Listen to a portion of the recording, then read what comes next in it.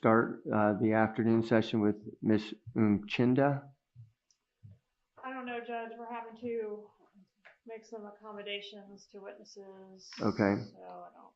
All right. It'll either probably be Ms. Umchinda or Ms. Mascaro Velazquez. Okay. All right. And all right. Anything else before we break for lunch? Yes, Your Honor. When we were sidebar, Ms. Dugan explained that there was a limited statement that she was going to play, and it had to do specifically with the text messages. And we trusted that that's what they were going to present. But Your Honor heard that there was a line of questioning at the end of it where Ms. Kaplan was talking about knowledge of the murder. And obviously that was not part of the topic that was going to be played. But I would want to state for the record now, the government has now opened up the door to a whole bunch of other parts of her testimony by bringing in that little snippet and then cutting it off, that in asking the question about the knowledge of the murder, which had nothing to do with the text messages. So the government wanted to present something about the text messages. They should have done just that. They've opened up the door now pretty much to all of the testimony as to any knowledge. Because that is our defense, that there is no knowledge, but now you need to have the entire testimony to be able to understand that. Ms. Dugan? I don't recall anything in her testimony that there was any knowledge, so I don't know how that would be taken out of context, or the rule of completeness would be needed for that. All right. I'm not going to find that it is. The focus of that testimony was in regards to the messages and what the intent or of the messages were. And so if you're making any request, I don't know what your request is, but I'm not going to find that it expands any type of rule of completeness to play the entire trial transcript of the previous trial. Okay, we are in recess until 1:30. We'll start back up with the testimony at that time.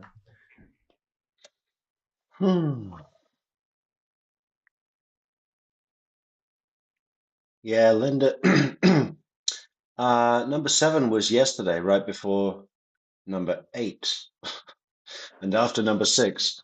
Yeah, but I think we only had a couple of minutes to put it together. So the thumbnail actually says part 3. We'll just reuse the thumbnail. But I can see number 7's here. It's the last one on our channel page under the live tab. You want a link? I can give you a link.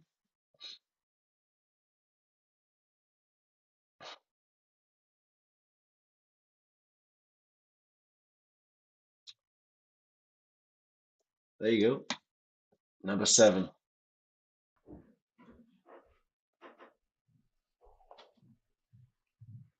And I never realized that Yindra is quite short. I never saw that before, but we saw one of her TikTok videos where she was dancing. She's a great dancer. See if we can find that in a little while. Good afternoon. You can please go to the witness stand. Before you have a seat, we're going to swear you in. Please respond to the clerk. Do you solemnly swear or affirm that the testimony you shall give shall be the truth, the whole truth, and nothing but the truth? Thank you. Please have a seat. Where's the audio go? Good afternoon. You guys got audio? Tell us your name and spell it for our court reporter, please. Sure. It's Yindra, Y-I-N.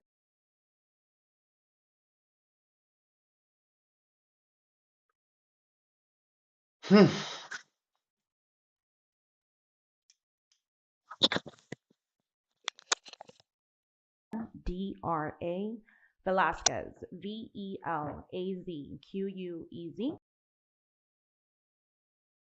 Mascaro, A-R-O. Thank you. And what city do you live in? Miami, Florida.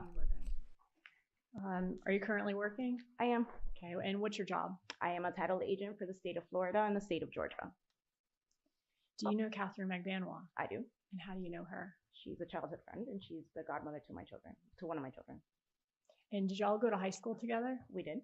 Did y'all stay in contact after high school, or did y'all lose touch? Not really. We lost touch, and then we reconnected. Do you remember when y'all reconnected? Yes. October 2011. Okay. Do you know that specific date because it was like a special occasion for you? Yes, it was my 25th birthday. Okay. So the night of your 25th birthday is when y'all reconnected? That's correct. Okay. And then maintained a friendship again after that? That's correct. Okay. Do you know Sigfredo Garcia? I do. And how do you know him? He is the father of her children. Okay. Did you also go to high school with him? Not really. I really didn't see him much. I know that he was around, but I didn't really see him much in high school. Did he and Catherine Magbanua date in high school? They did. And did they continue to kind of have a relationship off and on again from high school to 2016? Yes, they did. Okay. What about Luis Rivera? I also know him from childhood. Okay. Do you know whether or not Catherine Magbanua knew Luis Rivera? She did. Okay. And how did she know him? Through Sigfredo. Was she closer to Luis Rivera or Sigfredo Garcia closer to Luis Rivera? Sigfredo was closer to Luis. Okay.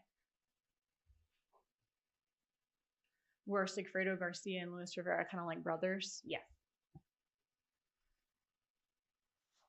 Prior to Rivera or Garcia's arrest, did you know that Luis Rivera was in a gang? I did not.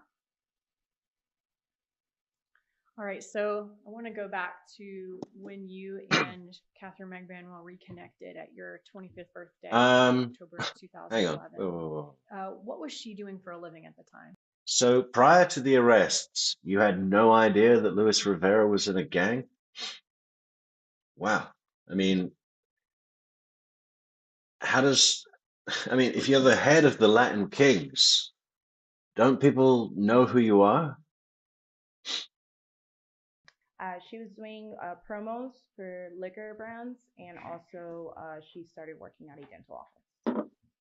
What does like doing promos for liquor brands, what does that mean? So if there's a specific liquor that wants to be promoted Oh, it's your birthday today, Linda? Happy birthday.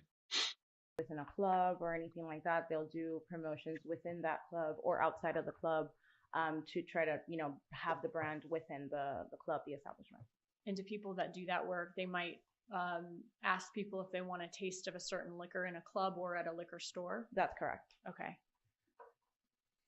Do you know the name of the place that, or the, I guess, company she worked for doing that? I do not. And you said that would have been in 2011? Yes. All right. At some point you said she's also working at a dental office. What was the name of that dental office? Sophie Dental. Is that SOFI? That's correct. Okay. And that stands for like south of 5th in Miami Beach? That's correct. Okay. When did she start working at Sophie Dental? It's around the same time that we reconnected, so at the latter part of 2011.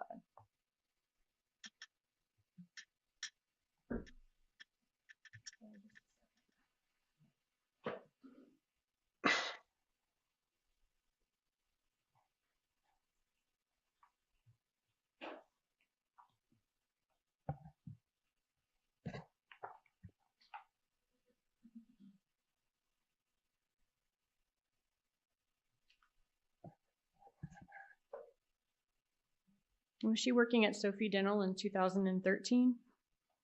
Not that I remember, no.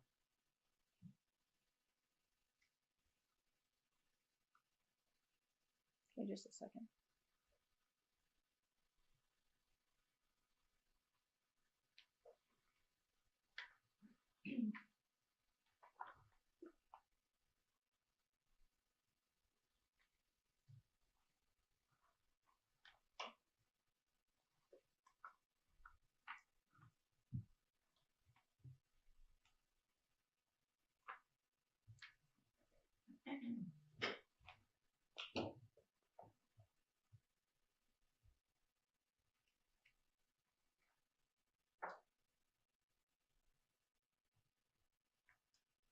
At some point while she was working at Sophie Dental, did she stop doing the liquor promotion? She did. She was only working at Sophie Dental.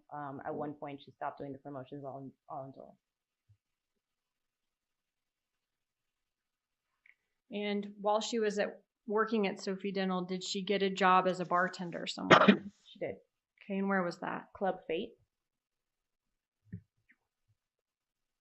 So that is Faith. Club Faith, not Fate. Where is Club Fate? It was in Gulfstream Park in Broward County, Florida. It's not around anymore.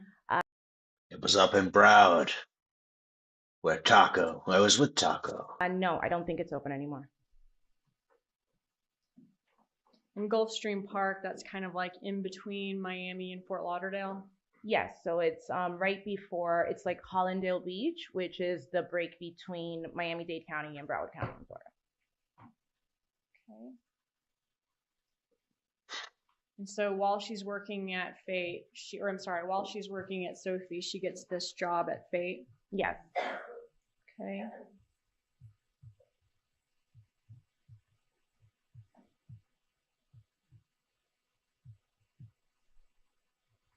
And do you remember when she began working at Fate? I don't remember the exact date. Okay. Would it help if I showed you a prior statement of yours where you talked about that? Sure. Okay.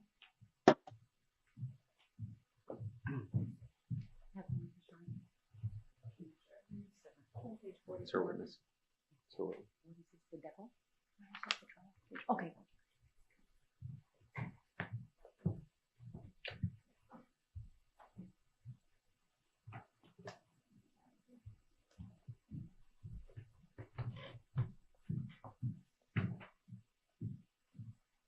If you could reach just page 44 there to yourself and let me know when you're done.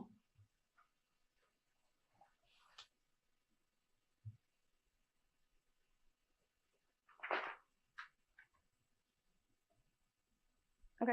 Did that refresh your recollection? Yes, ma'am. All right. So when was it that she was working as a bartender at Fate and also working at the dental office? The latter part of 2013.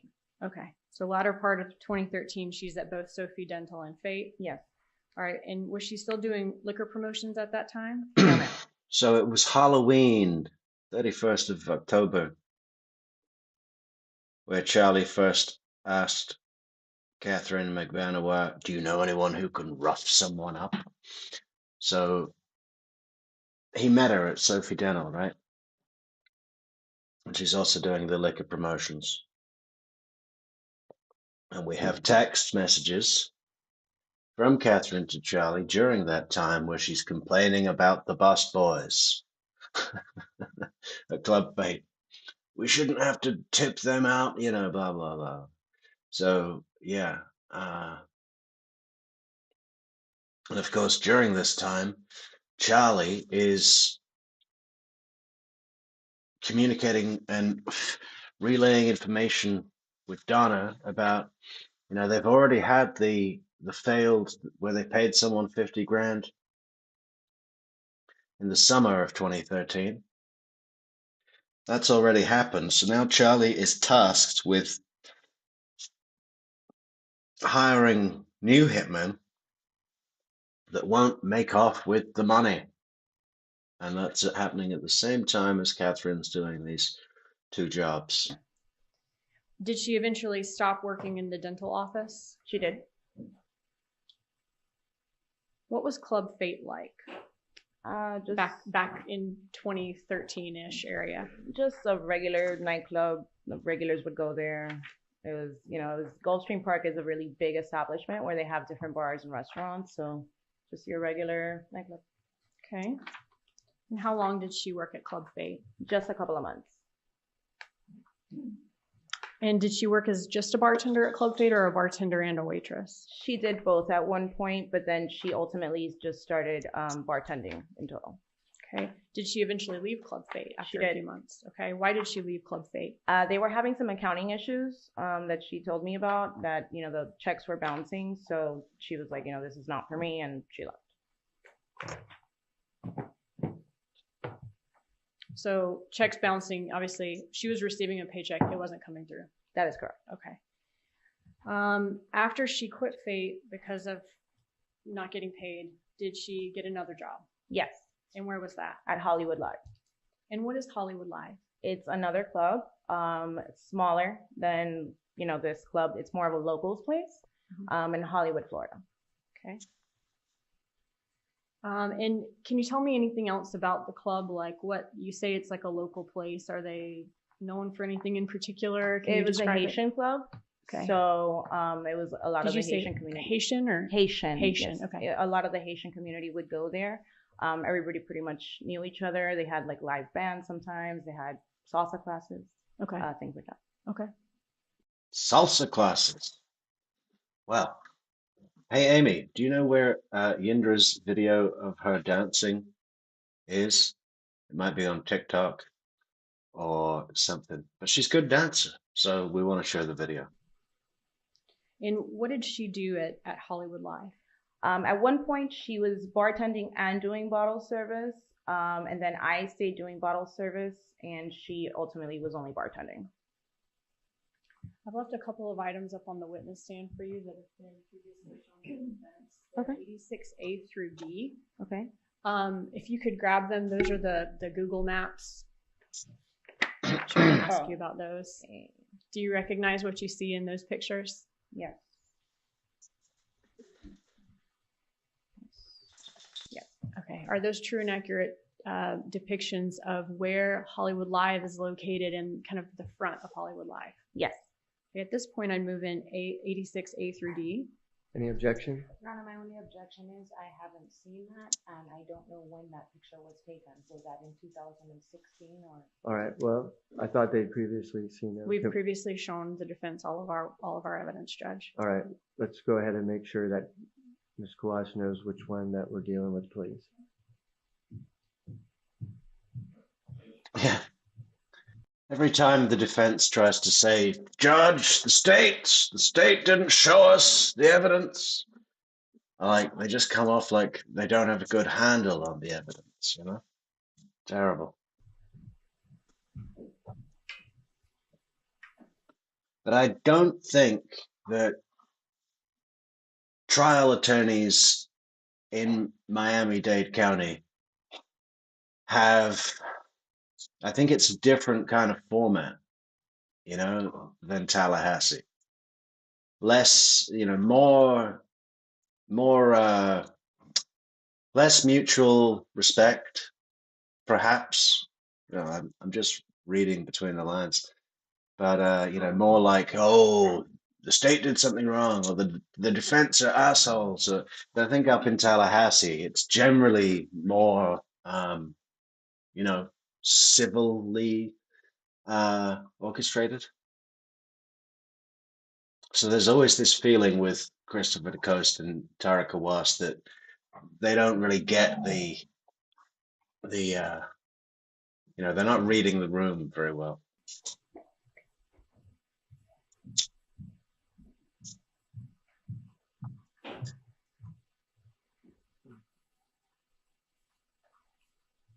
Yes, Your Honor, so my objection would be to 86B because she has no idea when this picture was taken. I believe it was taken in 2021. All right, It's not well, a fair and accurate representation. I thought we were just dealing with the map at this time. It's a map and a picture of the front of the club, which I asked her whether those were true and accurate depictions of the location in the front of the club. All right, they'll be admitted as states 86A through D. Did you see the other? Yeah. Okay. I'm also going to ask her Hello, Spacey. about states 35. Which, okay. That's already admitted or not? No. No, sir. Okay.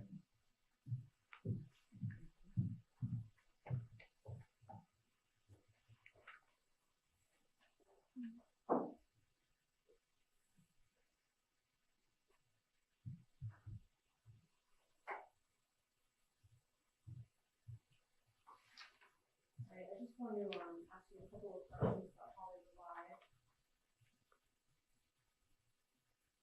This is 86A for the record. Zoom out. All right. Obviously, map of a part of Florida we're seeing here. Yeah. Okay. This is Miami down here. Dana, welcome back. And up here, just so you see where we are, this is Fort Lauderdale. Yes, ma'am. Okay. This little area. By the way, Stacey, I'm going to get back to your message first thing tomorrow. Sounds great. I've just been busy, but yeah, I'll respond to it first thing tomorrow. Thanks for that. This is showing where Hollywood Live is located, Yes.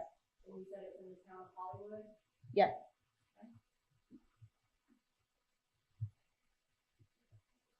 86B, so a little closer to you where Hollywood Live is here. That's correct. You would just be kind of like looking at the exact street that Hollywood Live is on. Yes. And just for the record, is it here next to the Owen spot across from the subway? Yes. Man, I know it's a huge metropolitan city and everything, but look at all these businesses. Just business after business, a bakery, restaurant lounge, sober house, dolphin limousine service. I mean, it's endless. Subway, of course. There should be 15 subways in this one snapshot of the map here. Right? They're everywhere. Well, they used to be. I think they're going out of business though, aren't they? Highway 20. Yes.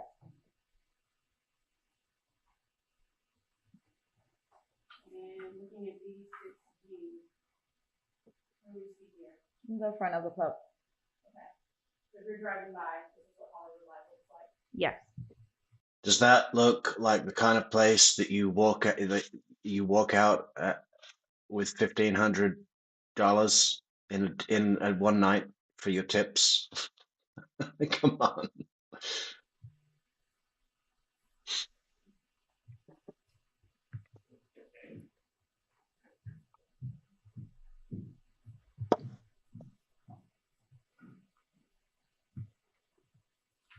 Did you work at Hollywood Live at the same time as Catherine Magbanua? Yes, I did. And what did you do at Hollywood Live? I was a bottle service girl.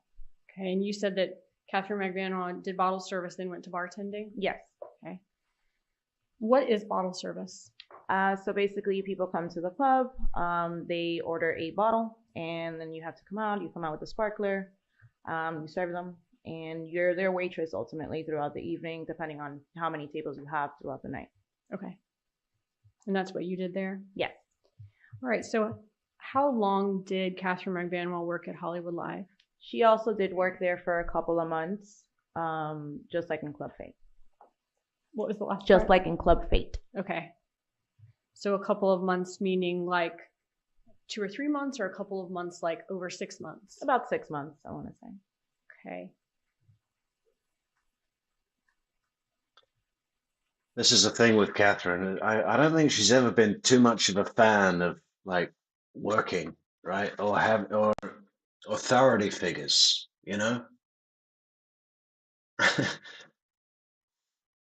Submitting to the authority of the boss just doesn't really seem like something that she'd be into, which, positions someone, or can do certain types of people closer to that edge decision of, am I going to participate in a murder for hire for some quick cash? Definitely a factor.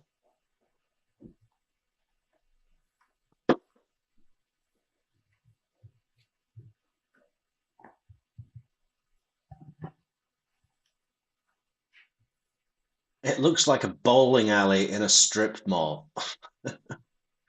Yeah, with 2 lanes, right? 2 lanes and a broken claw machine. You know what I mean?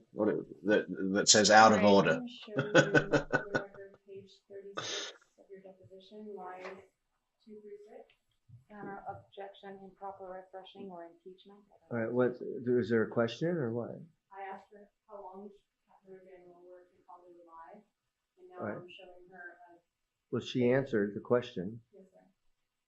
so she doesn't need to refresh if she's answered the question. Yes, sir. It's an impeachment. The state can. All right, well then you can do the impeachment from right there. But if you want to show it to her, you can. Your Honor, the case law is clear. The state may not impeach their own witness. And we can't call a witness for the sole purpose of impeachment. All right, I'll allow you to show that to her.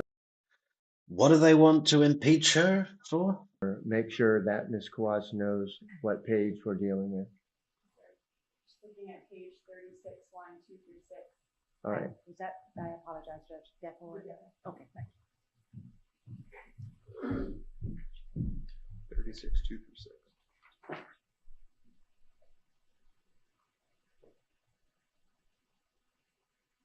Back again from Cape May, which is practically Delaware.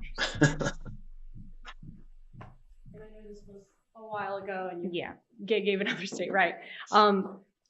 Reading your deposition, you said at that point that how long had she been at Hollywood Live was the question, and you said a couple of months. It couldn't have been more than that, maybe 2 or 3 months? Yes, you're correct. Okay. No, no, just object to improper impeachment, that's exactly what she does. Overruled. All right. How does Hollywood Live pay their employees? It was an all cash place. Okay.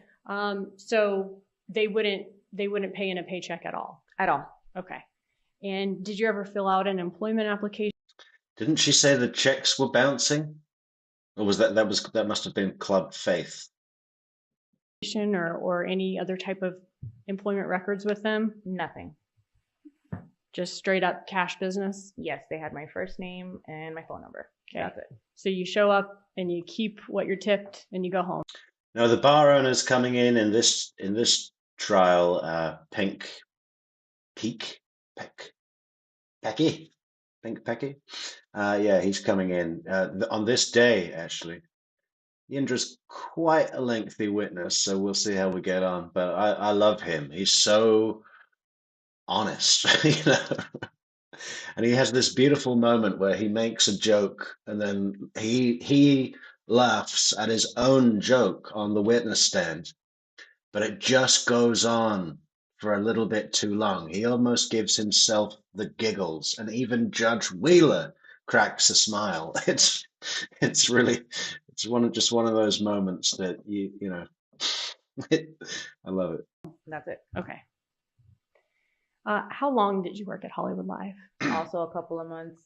Oh, it's Fate. It's Club Fate. Okay. I mean, they sound really similar in Yindra's accent, so yeah, I always get confused about that. I quit right around July. So I only worked there a couple of months. Okay. Do you remember, I guess, the exact date that you decided to no longer work there? Yes. 4th of July. 4th of July? Yes. Why do you remember that date so vividly? Because I found out I was pregnant that day. Okay. Now, did Catherine Magbanua quit working at Hollywood Live before you or after you? Before me.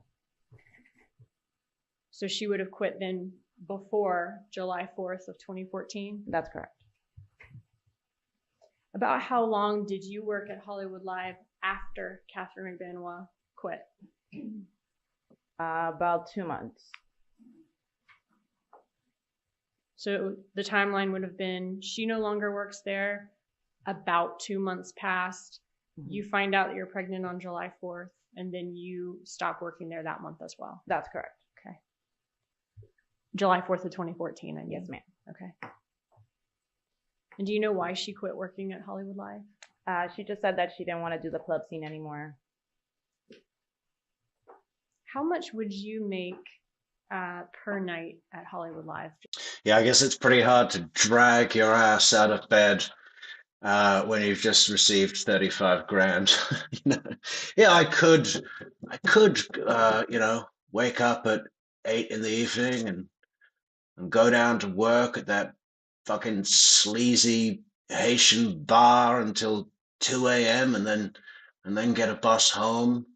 Or I could just stay here and staple my money into $1,000 stacks.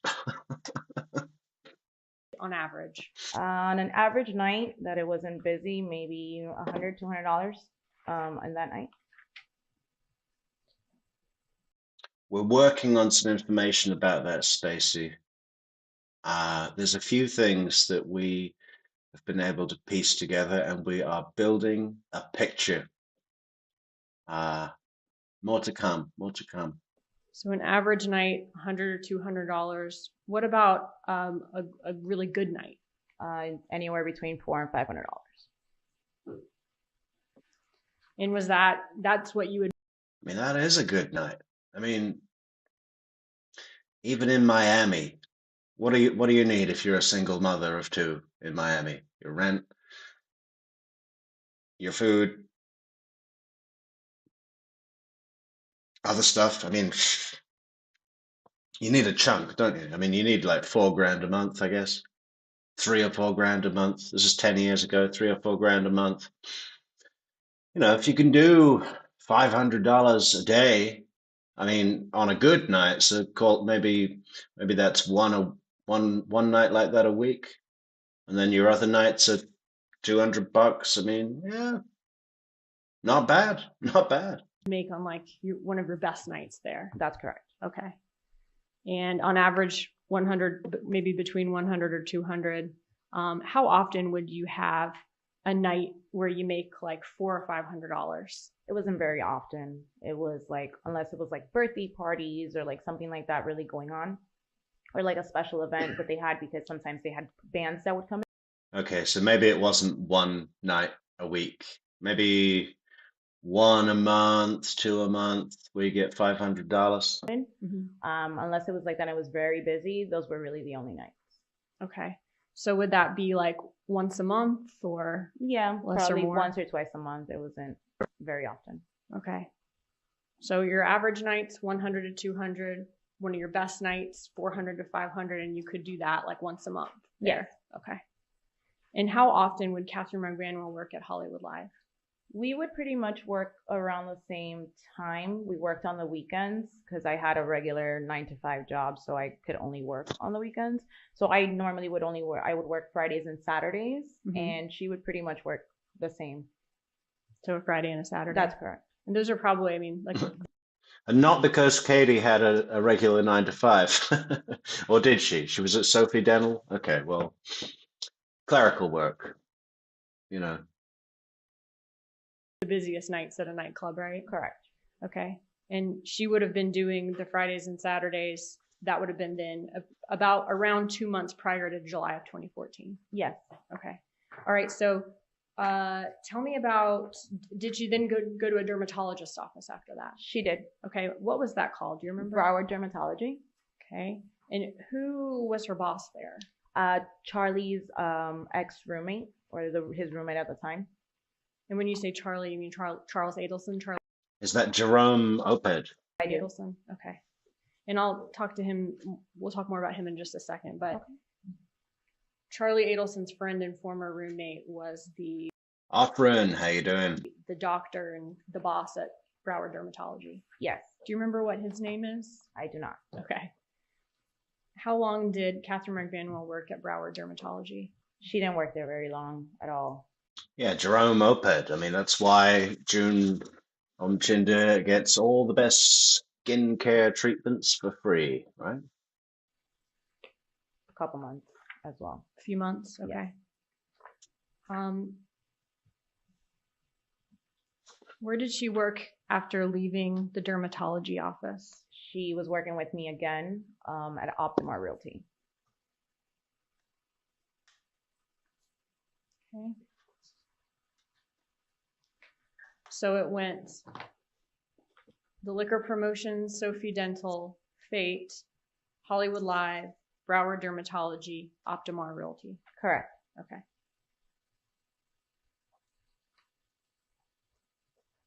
That's quite the ladder climb. That's the classic rags to riches, right? I mean, she's a lawyer now, Yindra, or on her way to being one. Doing pretty well, I gather. And what was she doing at Optima? Or let me ask you first, at Broward Dermatology, do you know what she did there? I believe she was doing insurance verification, if I'm not mistaken. Okay, kind of like front office clerical work? Yes, correct. Okay. And what about minimum wage? She was the assistant to one of the realtors there. Minimum wage, endless stack of photocopying.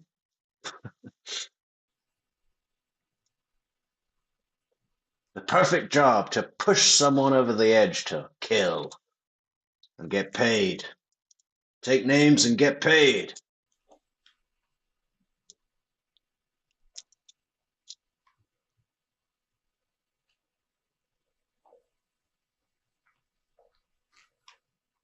Did she work anywhere in between Hollywood Live and Broward Dermatology?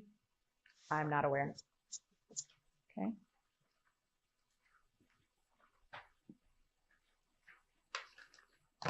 How are you paid at Optimar Realty? Me, myself, I worked within the real estate office. I did not work for the real estate office. I worked independently with the title company that was located within the real estate office. So I was paid bi-weekly direct deposit. Okay. Do you have any So this is the job where Katie was telling Sigfredo. You remember that call we listened to where at the end of the call they were arguing because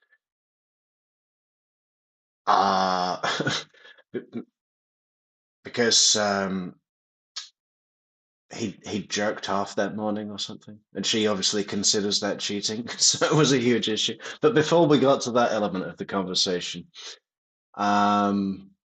she was telling him that yeah, it's like $10 an hour, but it's commission based. And you know those jobs, I mean, commission work can be great, right? But also it can be used to get people in on a low base pay. A lot of times, a lot of um, business owners do that where they say, yeah, but high commissions. Yeah. If I sell $1 million property for you, I might make a basic wage. You know, it's it's an old trick. And when you're naive, you fall for that one pretty easy. knowledge of how Catherine Magbanua was paid? I do not.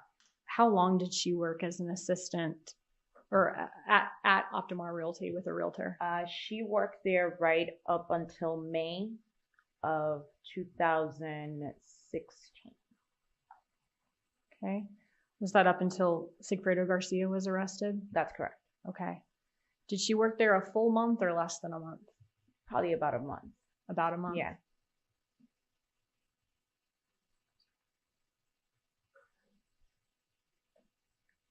And she stopped working as of the day Garcia was arrested? That's correct. What did Catherine Magbanua tell you about whether Garcia provided financial support for her and the kids before 2016? So she did tell me that it was very hard for her to get money from him, as support for the children. It was always a struggle to get money from him. Okay. And what did Catherine Magbanua actually do in January 2015 to try to force him to support her and the kids financially? I believe she had gone to an attorney. She had mentioned that she had gone to an attorney to get child support from him formally. To have him put on child support? That's correct. Did Garcia ever have a steady job? Not that I know of, until the very last job, which was really the only job that I knew of. He was working for a capital funding company. Okay. Was it Rapid Capital Funding? Does That's that sound correct. familiar? Okay. And that was like 2016 Yes. time? Okay. And once he started working there, at that point, he started helping her financially more? Yes. Prior to that, you said you don't know of any steady employment for him? I do not. Mary wonders what job Katie has in prison. She is a babysitter for the people that are on suicide watch. Hey, thanks so much, Pinto. Justice, thank you for all your hard work, everybody. Yeah, thank you, Pinto. Guess kauft. You're in German again, Pinto. Oh, guess kauft. I think that means the past tense of buy, bought. Thank you, Pinto, for guest kaufting 5 cafes. Yeah, no, Katie's job. She's the person that's watching the people that are on suicide watch. So she has to be present and look in the little window and hand out stuff, I believe. I think she said that she's liking that job a little better than what she was on before, but I forget what she was on before. All right, so you mentioned Charles Adelson earlier. How did you know him? They were dating. Katie and him were dating. Okay. And Katie, is that Catherine Magbanua's nickname? Yes. Okay. How did she meet Charles Adelson? She met him at the dental office that she was previously working at. Was that the Sophie Dental? Yes. Okay. And she was working there, you said, back in 2013? Yes, Afrin, Yindra has testified in all 3 trials. I don't think she's coming to Donna's. I think she was getting pretty pissed off at like being called up to Tallahassee every couple of years. So she's got her career to focus on, the kids, Yeah, Mary, yep, serious, absolutely. That's what she said. Yes.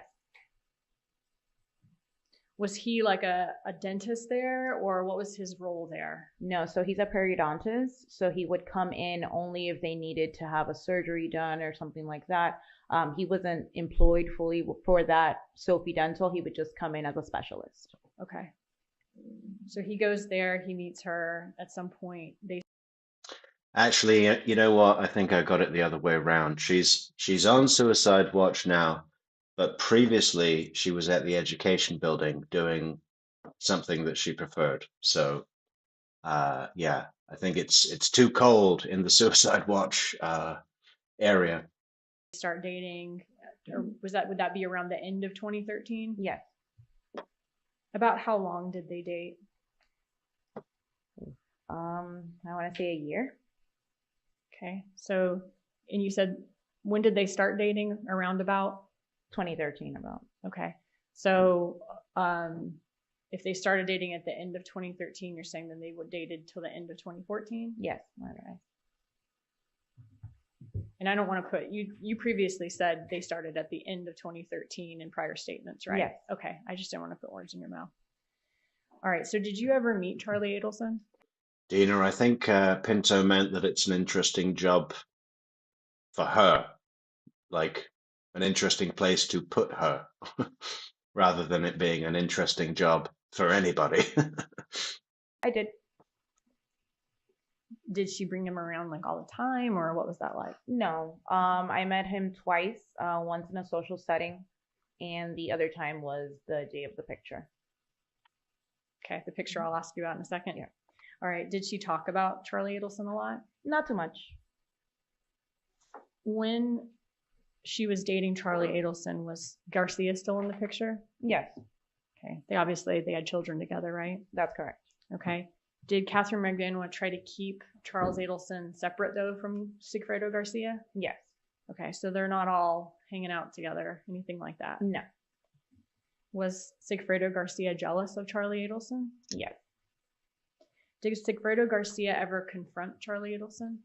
I only know of one instance, and it wasn't, he didn't like talk to him really. It was. And how do you know about this? Let me ask you first of all. Katie told me about it. Can you tell me what she said? She stated that they were leaving her apartment when she lived in North Bay Village, and that he blocked the car that they were in because they were going out. They were going jet skiing, if I'm not mistaken, and that he blocked the car, like for them not to be able to leave. Okay. Garcia blocked Charlie Adelson and Catherine Magbanua for leaving. That's correct. Okay. And you said that Garcia, from what she told you, Garcia and Charlie never talked, but he was creating some type of disturbance. Scene. Garcia was causing a scene. Okay. What did she tell you about what happened? Like, how did it end? Oh, they just ended up driving off. Okay. After he eventually moved the car and they just drove off. Okay. So there's never any direct communication, but it's screaming, yelling, causing a scene, and then they leave. Yes. Now after that, I guess like bout of jealousy, disturbing a scene or causing a scene by Garcia, did Catherine Magbanua tell you about something Garcia did that embarrassed her? Yes. Okay, tell me about that. She told me that he retrieved, or what he thought was, Charlie's phone number from her cell phone. And it ended up being that it wasn't Charlie's phone number. It was actually his father's phone number. And that he left a very nasty voicemail on the phone. He leaves a very nasty voicemail for Charlie's dad. Yes, but he thought it was Charlie that he was leaving the voicemail for, but it ended up being Harvey. Okay. And how did she feel that her ex has called her boyfriend's dad and left a nasty voicemail? She was really embarrassed. Yeah.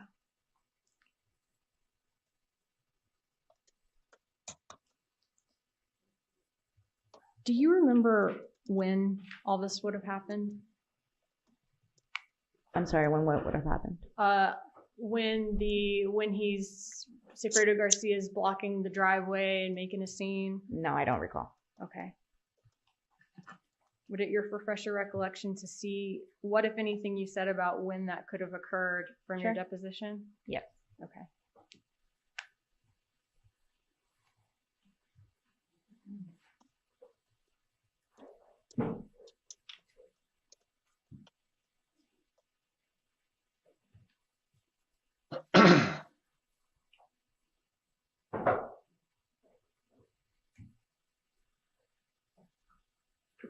For the record, I'm looking at page 52 of the deposition, lines 23 to 22.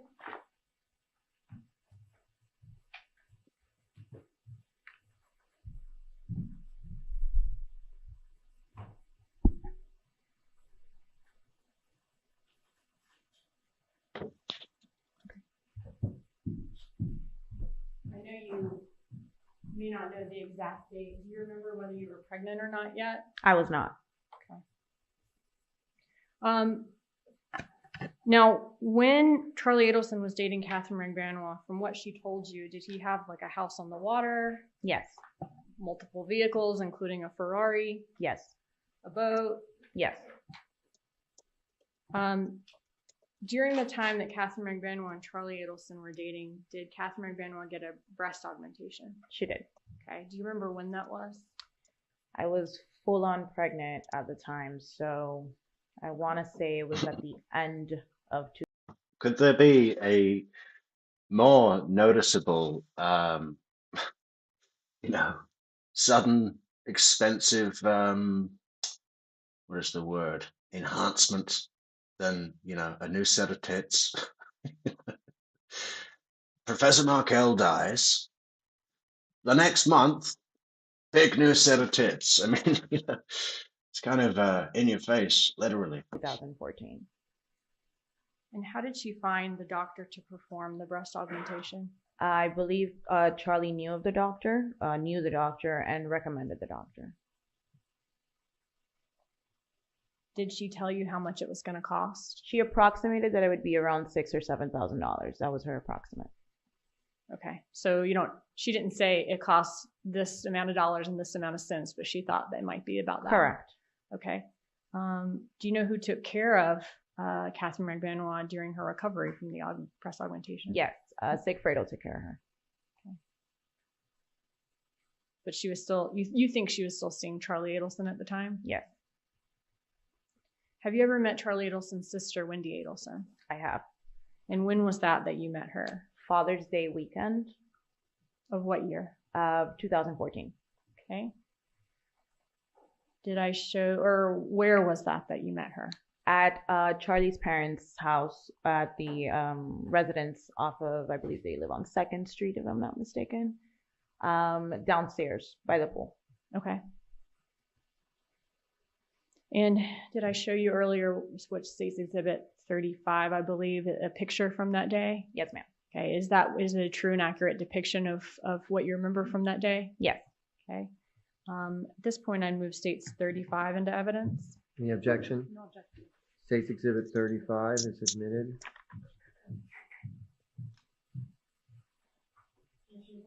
Yes.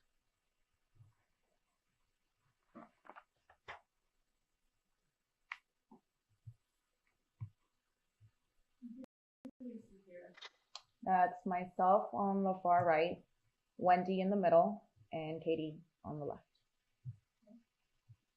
And you said Father's Day of Correct.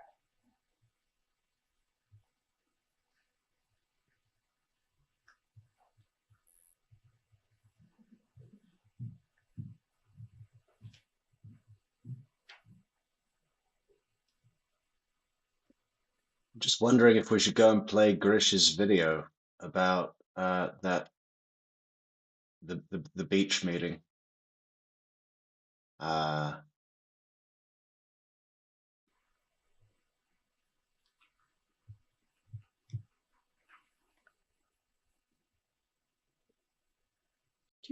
I remember around the time that Catherine Magbanua and Charlie Adelson broke up. I don't recall. Okay, would it refresh your recollection to see a copy of your trial testimony where you mentioned that? Sure.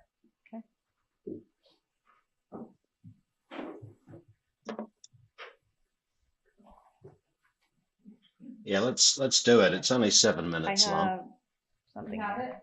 Okay. Is it this? Yeah. Okay. If thank you. I would have Oh. been looking Hold over. on one second. Let's make sure I don't want her reading other portions of it. If that, so Yes, sir. are you going to a specific?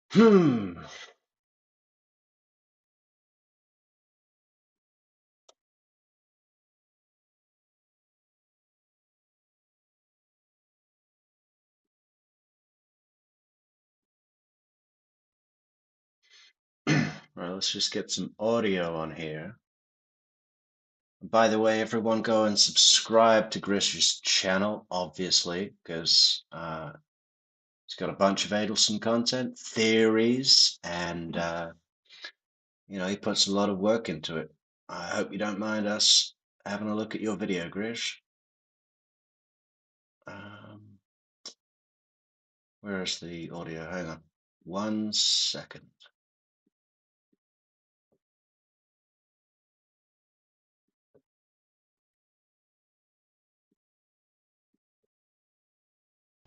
Doing something different from what I've been doing with the Markel case. In addition to the Wendy's television series, I'm going to be doing videos that cover specific topics within the case. And the first topic we're going to cover is the significance of the infamous beach photo.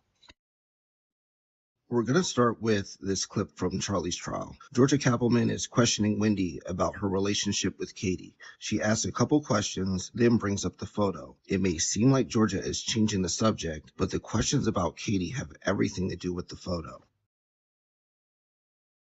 Do you know Catherine Magbanua, or have you ever met her? I have met her.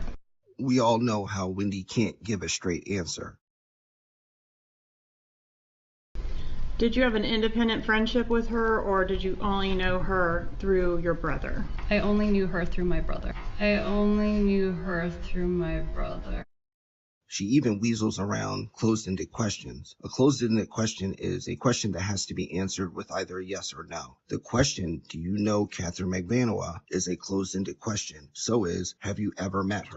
So just for a little context here, I'm playing this video, but I haven't seen it in a while, but as far as I remember, it actually conflicts pretty heavily with the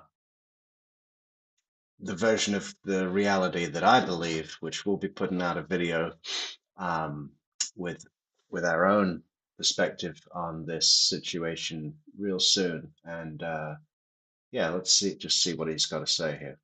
It's very good though. Her. What Georgia Kappelman does is combine two closed-ended questions into one, and it allows Wendy to ignore the question she doesn't want to answer. Georgia Kappelman follows up with another combined closed-ended question. Did you have an independent relationship with her, or did you only know her through your brother? Wendy doesn't want to get anywhere near the part about having an independent relationship with Katie. So she runs toward the safest answer at that moment by saying, I only knew her through my brother. And you'll see how that ends up panning out for Wendy. There's a photograph, I'm sure you recall, of you on the beach with Catherine Magbanua. Do you recall when that photo was taken? I do. It was Father's Day 2014, so 9 years ago. They haven't even shown Wendy the photo, and she's already distancing herself from it. I noticed a lot of comments that would talk about body language of Wendy and Charlie. She is distancing herself from it with that language, but she does that with everything at any opportunity. So I'm not convinced that her distancing in this case is for the reason Grish is going to tell us. When they're asked certain questions, and it seems like people are looking for deception in their answers. I'm not good at reading body language. If someone is being deceptive or they're lying, I really don't care. But patterns I notice are with choice of words. And Wendy uses a lot of distancing language, and also she uses a lot of mirrored speech, and she plays semantics tennis. June 15th of 2014, That sounds right. so about a month before the murder. That sounds right. Where was this photo taken? It was in Miami. I went down to visit my dad for Father's Day. Approaching and showing you what I've marked as states 35. Is this that photograph, and I've attached the data associated with it? Yes. Dina, Clearwater, that's where the Circle A shooting was. That's Circle A, not Circle K. What was that guy's name? Draker, Michael Draker. That was a good one. We have to go back to that trial at some point because it's a good trial. Good trial. Good witnesses. Good topic. Good impact statements. Good closing arguments. Strong defense style, even if though what they were claiming was not that strong. It was put out very strong. I like the defense counsel, how he does his work, but the prosecution was real strong too. So it was a good battle.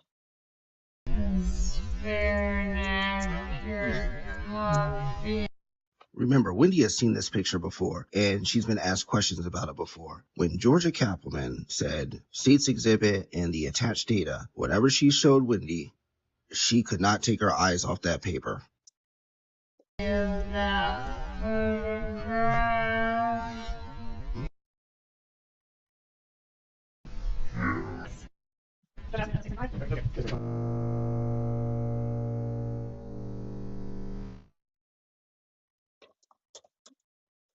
But let me show you how the two combined closed-ended questions in conjunction with the photo show the significance of the photo as it pertains to this case. So Wendy was asked, do you know Catherine Magbanua or have you ever met her? She answers, I have met her. The next question, did you have an independent relationship with her or did you only know her through your brother? She answers, I only knew her through my brother. But she's getting away from the do you know, and she's getting away from did you have an independent relationship with her? But she answers the first part of the first question with the second part of the second question. Did you only know her through your brother? I only knew her. Do you know Catherine Magbanua? I only knew her through my brother. This is what happens when you add the photo to those questions that she was just asked. When you go back to the did you have an independent relationship with her or did you only know her through your brother, and you post that photo and your brother's not in it, you just know her. And if you had an independent relationship with her, it's evident in that photo. Because you didn't just know her through your brother. So you met her, you know her, and you had an independent relationship with her. And you know her well enough to be able to contact her to meet up with her. Wendy would never answer that she knows Katie well. The picture answers it for her. It's just the line of questioning has to be comfortable. I disagree, Grish. I am completely against the idea that there was any independent relationship between Katie and Wendy. And, I've been working on collecting my own evidence to support the view, which I'm going to share with you guys soon. I'm totally against that idea. I don't want to get too heavy into it right now because we're still prepping, but soon, sometime real soon. For Wendy to answer. So it's Father's Day and you're not with your dad in this picture. Charlie wasn't a dad at the time, and you only know Katie through Charlie, and Charlie's not in the picture. So what's going on in the picture? That's the importance of the picture. What are the events immediately leading up to the photo taking place that made the photo possible? We would need to know when and where the photo was taken on June 15th. That information would be in the metadata, but we don't have the metadata. But that's not a problem. The shadow of the sun off Yindra's ankle says This is a great example of the depths that Grish will go to support his claims. He's about to go into it right now, and it's very compelling. Okay, it's very entertaining and compelling, and it's a lot of work, and I respect that a lot, truly. But you know, it's also a little overdone. I mean, if you put in the hours, you can support any claim, you know, and sometimes the answers are not in these verbose details, but just in the common sense of what's in front of you. it's about 6 to 7 o'clock. The two structures on the left, along with the beach umbrella on the right, puts you right about there on the beach, which is 1 mile east down the same street from Charlie and Donna's humble abode at the Icon. Then we see the Bank of America debit card down there on the left.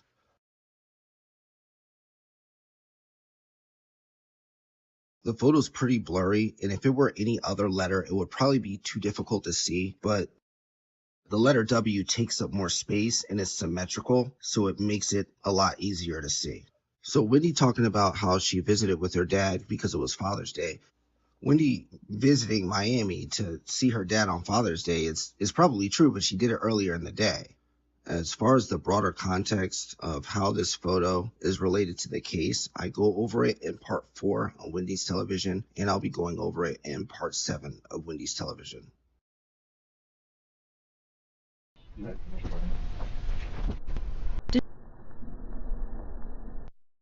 I'll agree with him that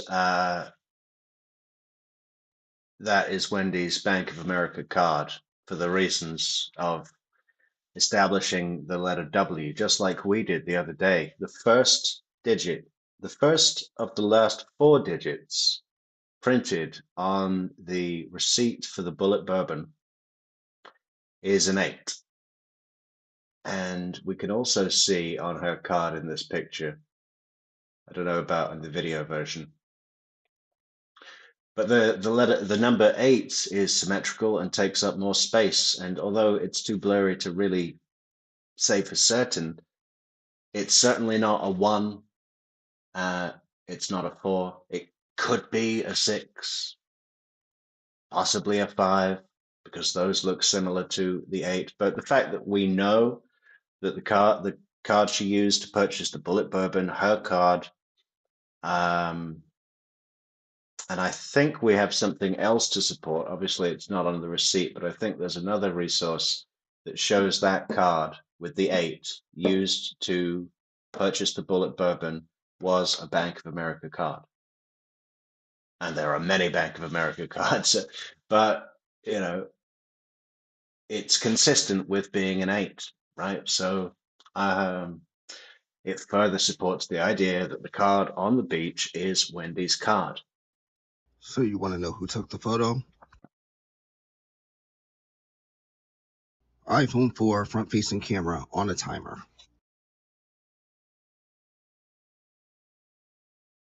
And I think that it was Katie that took the picture with her phone.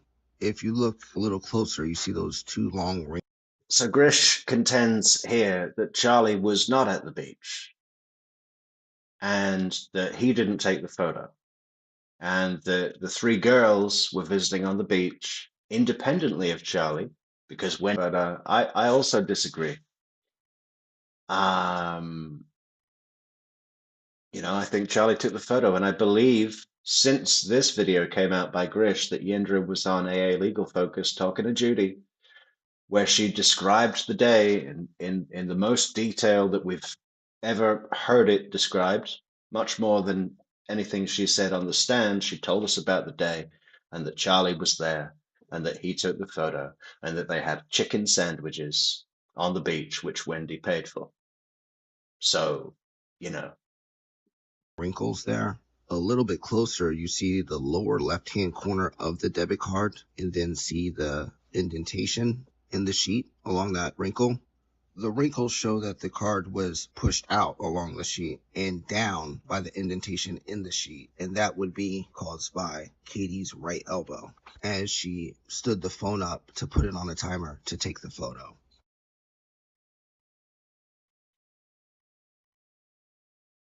Yeah. Everyone go and subscribe to Grish's channel. Yeah, I mean, he puts out great content that takes a lot of thought and time. I don't agree with everything he says, but I love to watch it for sure. It's gives a great insight into some things that we like to talk about. Thank you so much, Teresa D'Angelo and Dina. Metrix. Where did you come up with the name Metrix? Well, it's from metric system, units of measurement. So I guess that we're measuring stuff in the true crime situations.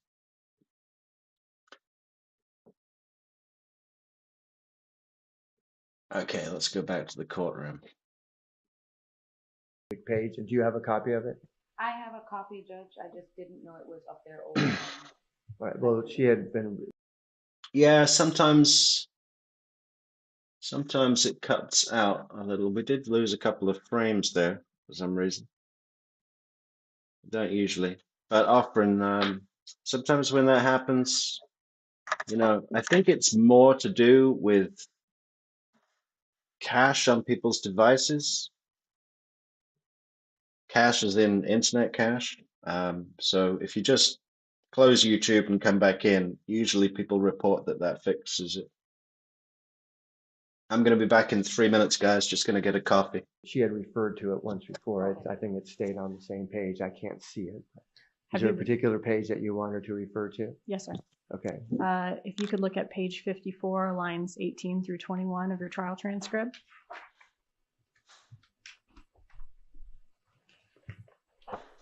What was the line number? 18 through 21. Okay. Okay. Got it. Did that refresh your recollection about when you remember them breaking up? Yes. And when was that? It was either January or February of 2015. And from what you were told, who, if anybody, told you any details of their breakup? There really wasn't any details. It was amicable. They just broke up. Did she tell you who broke up with who? She did not. Okay. If you could look back at those looking at lines 18 through 19 of page 54. Mm-hmm. Yes. I'm gonna object at this point just to improper refresh or impeachment. She hasn't said she doesn't remember that. She's refreshing her recollection. Does that refresh your recollection about who broke up with who? Yes. And who was that? She broke up with Mr. Adelson. Catherine Magbanua broke up with Charlie Adelson? That's correct. Now, you said that would have been January, February 2015. Did Catherine Magbanua ever get back with Sigfredo Garcia after that? Yes. And when was that? That was in May of 2015. Okay. Do you remember a specific occasion that was going on that helps you remember when that was? Yes. We went to watch the Manny Pacquiao fight. And so beginning in May of 2015, when that fight was, that's kind of when they got back together and stayed together after that? Yes, that evening. Okay.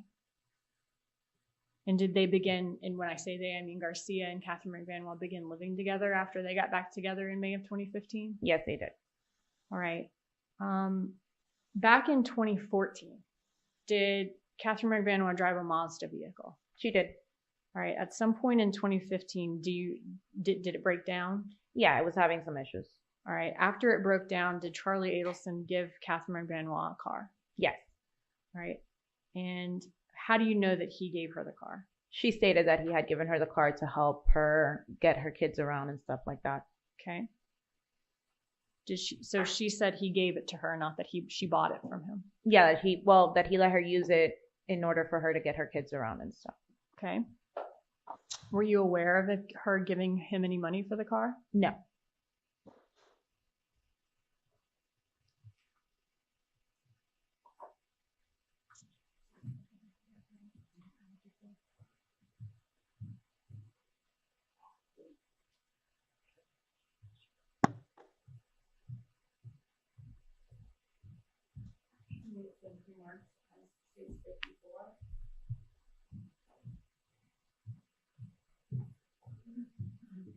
Do you recognize the second vehicle in that car? Yes. I mean, in that picture? Yes.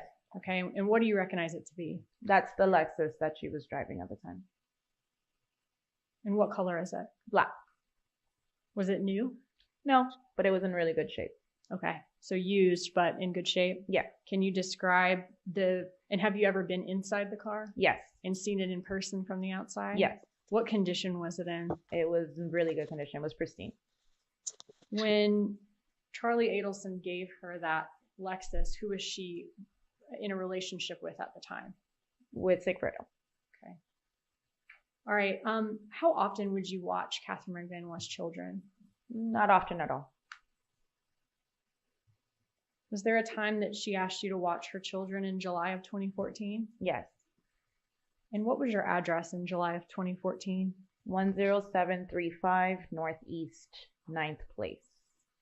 Maybe 9. What was it? 137. 412. Do you recognize the second vehicle in that car? Yes. I mean, in that picture? Yes. Okay. And what do you recognize it to be? That's the Lexus that she was driving at the time. And what color is it? Black. Was it new? No, but it was in really good shape. Okay. So used, but in good shape? Yeah. Can you describe and have you ever been Were there any Cheerios on the back seat? inside the car? Yes. And seen it in person from the outside? Yes.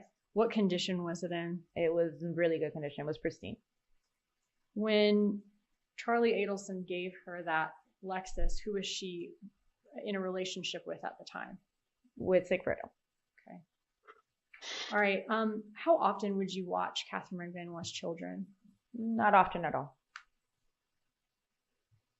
Was there a time that she asked you to watch her children in July of 2014? Yes. Yeah, on the What was your address 17th. in July of 2014? 10735 Northeast 9th Place. Maybe 9th Ave? 9th Ave, Okay. Biscayne Park. All right. And how long did the kids stay with you in July of 2014? It was just one night. Okay. The next morning, after the kids woke up, did you speak to Miss Magbanua? Yes. All right. What did she tell you that had happened? She told me Shit. that What was it again? 10735 Northeast what Avenue?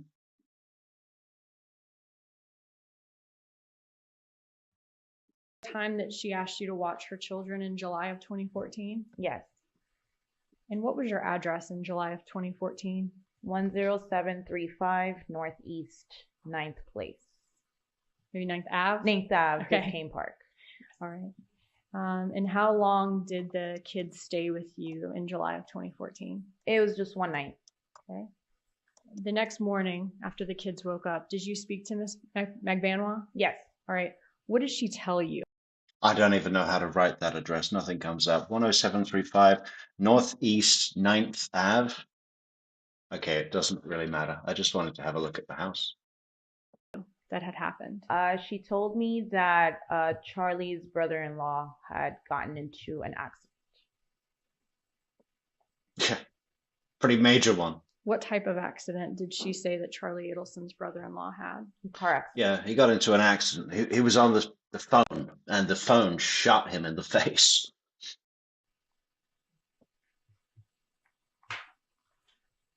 Did you have any idea at the time that Charlie Adelson's brother-in-law had actually been murdered? No, ma'am. The day before? Okay. You didn't realize that until Garcia was arrested? That's correct.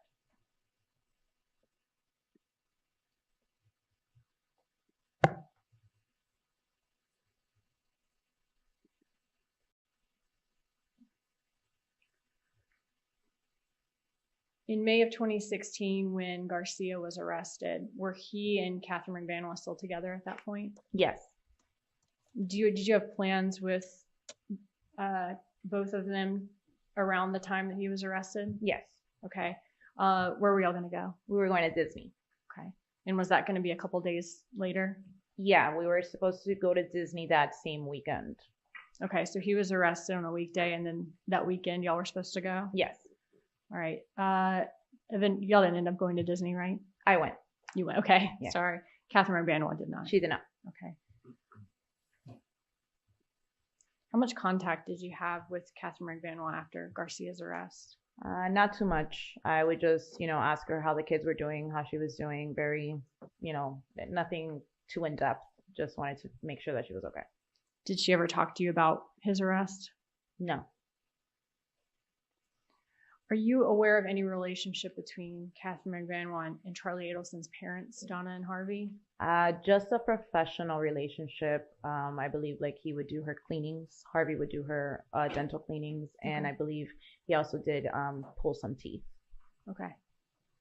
So nothing other than a patient-dentist relationship? That's correct. Did she ever work for Adelson Institute? I'm not sure. Did she ever work for Charlie Adelson? I'm not sure. Did she ever mention to you that she'd work for Adelson Institute or Charlie Adelson? Not indirect in telling me that she was working there, no. Just that she did tell me about Charlie helping her with some paperwork for insurance for her children. Mm-hmm. Because she needed to get health care for them, and that was the only way that she was able to. Okay. My question, did she ever work for Adelson Institute, though, or Charlie Adelson, that you are aware of? I am not aware. You're not aware that she did? No. Okay.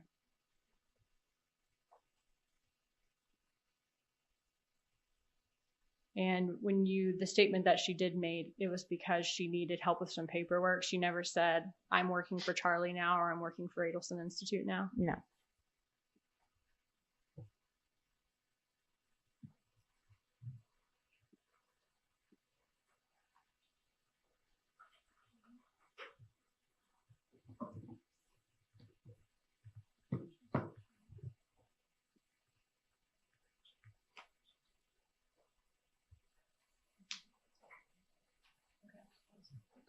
Right.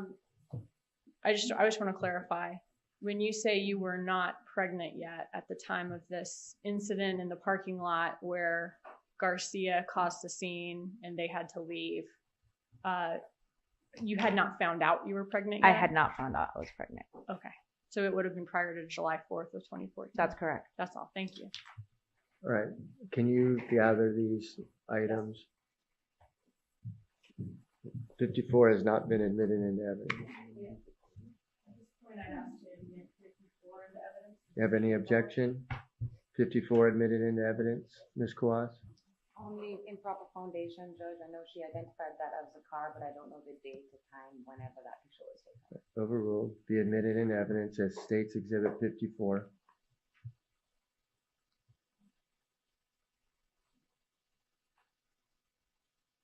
All right, and looking here at 54, which one was the car that you said was the Lexus that Charlie Adelson gave to Catherine Magbanua? The vehicle on the right. The vehicle on the right here? That one right there.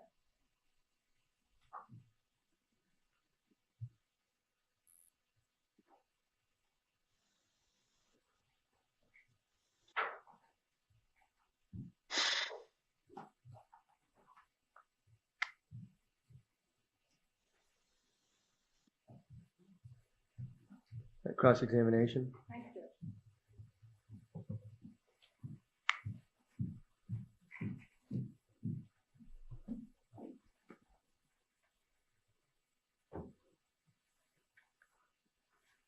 Good afternoon, Ms. Mascaro. How are you doing? I'm okay. You doing well? Yes. Okay. So I want to take you back to the time because you are one of the very few people that know all of what the state likes to call the players in this case, right? Correct. You had a personal relationship with Ms. Magbanua? Yes. You had a personal relationship with Secreto Garcia? Yes. And you knew of Luis Rivera? That's correct. Is it fair to say that you all as a group kind of all grew up in the same area and all went to high school together? Yes. Okay. Just because you all know each other doesn't mean you're all super, super close. No. All right. Now, you've known Katie since she was in high school, right? Yes. That would be Miami Beach Senior High? Yes. All right. Now, you weren't that close in high school, but you just kind of rekindled your friendship, you said, when you were on your 25th birthday, right? Yes.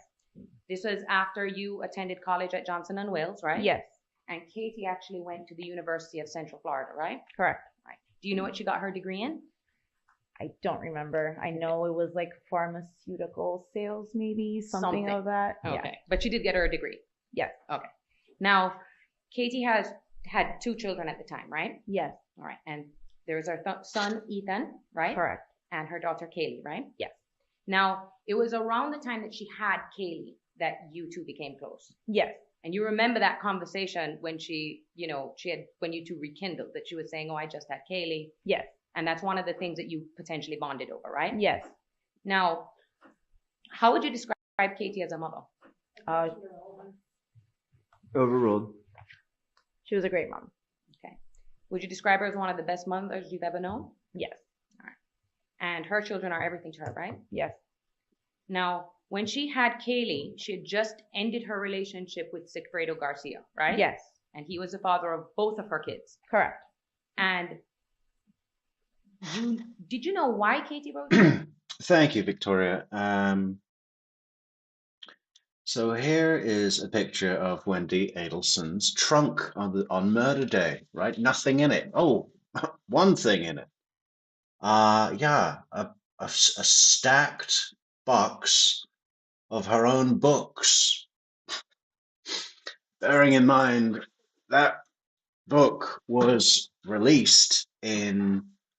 published and released in 2011.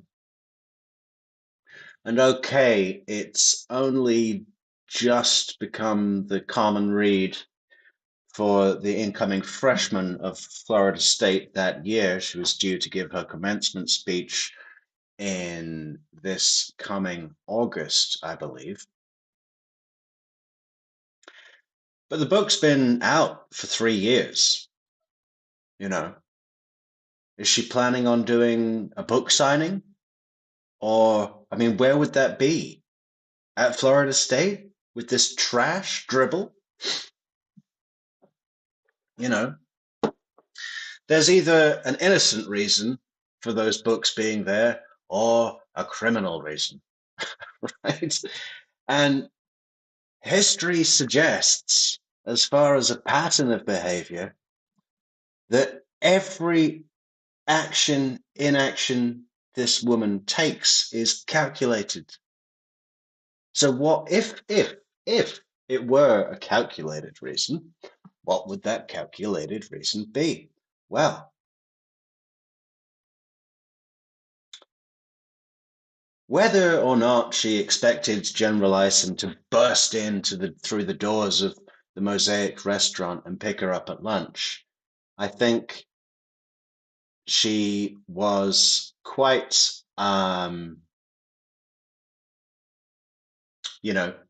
she had predicted that she would be speaking to police that day as the ex-wife, blah, blah, blah. I think it's also easy for her to predict that her car will be searched, documented, photographed, and all the rest of it. Hence the Cheerios, or lack of. We also have a picture of where these Cheerios are supposed to be. How many times did she mention Cheerios on the back seat in the interview? At least 4, 5, 6 times. Cheerios. Did you see the Cheerios on the back seat? Well, this is the crime scene photography before she's even got the car back. And we don't see any Cheerios. There's several pictures of the back seat. It looks like there's a couple of candy wrappers on the floor. There's no Cheerios. Where are these Cheerios? Yeah, but these books, if you know, like Jeff Lacasse said about her Facebook picture changing to a Victoria's Secret model from something more that you would expect to see of a woman in her mid-30s with 2 kids. Suddenly she puts up a hot picture the day before Danny's shot, when she knew that she would have her image plastered all over the media. Jeff said that's what she would want to look like.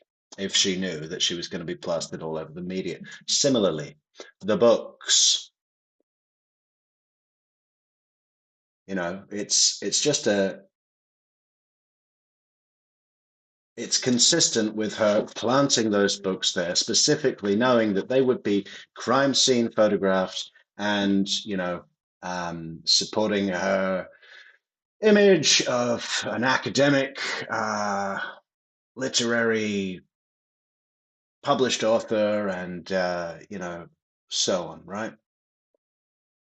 Or perhaps she was planning to do a book signing. I mean, I don't know where that would be.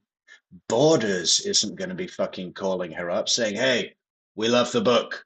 It's better than anything else that we sell. And we want you to, as a local Tallahassee personality, to come down and sign the books. And we're going to pay you $1,000.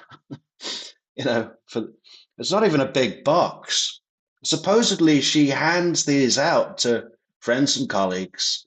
You know, oh, it was really funny the other day when Patty Playhouse Patty was at a yard sale or something and found one of these books, cast aside, had never been read, you could tell, in someone's 20-cent bucket. Yeah, just interesting that these books should come up. Where's the back seat with the non-Cheerios? Let's have a look at that.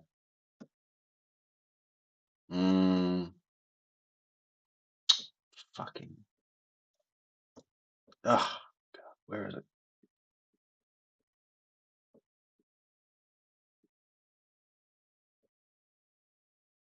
I mean, her floor mats are disgusting, which surprises me. Let me show you her own driver's floor mat, okay? I mean, if you're going to have a fucking cream interior, including your floor mats, you need to wipe your feet regularly, okay? That's why everyone has black rubber, okay? Let me share this.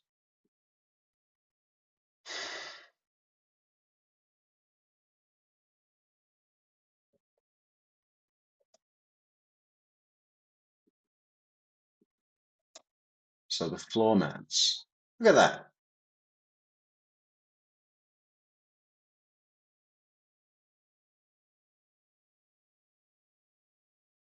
And I really don't like those parking brakes that are a foot pedal.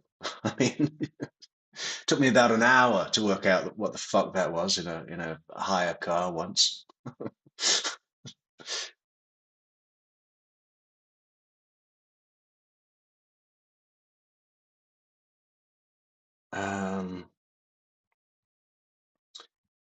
What else have we got? Okay, Cheerios. All right, you show me where a Cheerio is in this picture. We've got a few pictures of the back seat.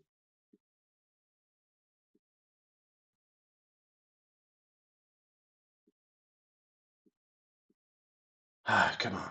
Yeah, got you.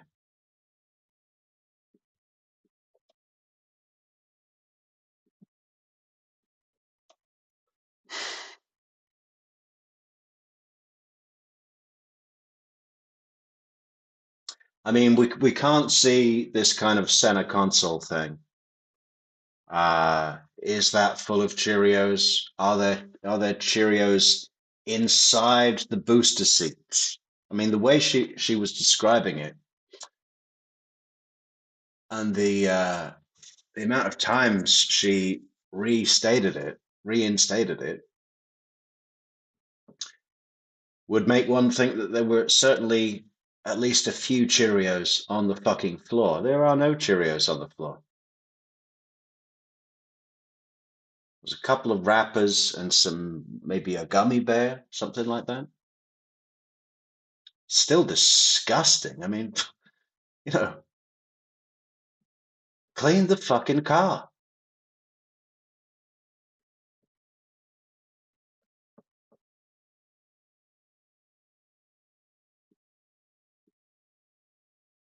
Again, here's another one. No Cheerios. We can see in the booster seat here. Hang on. Oh, fuck off. Scanning for viruses. I'm sure we're fine. I'm sure we're fine.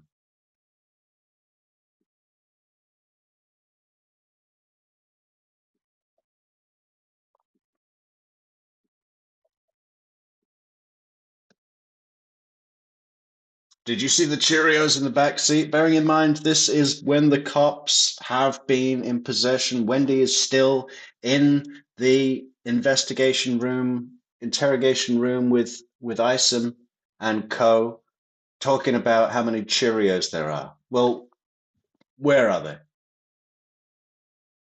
Has Isom eaten them from the seats? Don't let Isom near that vehicle. That's evidence, okay? Not even pecking them up, just putting his mouth right into the chairs.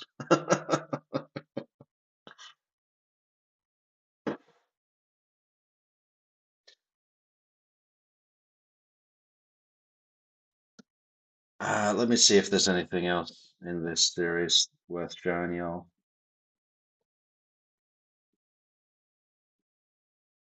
Okay, the books, close up at the books. I mean, nothing in the trunk but the books and a towel.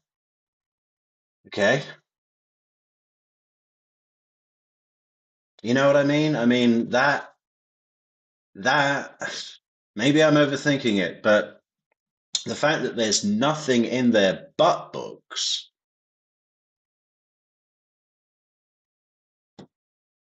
to me, supports the books have been placed there for a purpose, right? It's not fucking proof, but what do we know about Wendy? We know that she's calculated as fuck, that she cares about her image. She changed the picture on the Facebook the day before the murder. She, in my opinion, purposefully put Cheerios in the back seat, which we don't even see. But she also does that double bluff, lie about a not lie thing, right?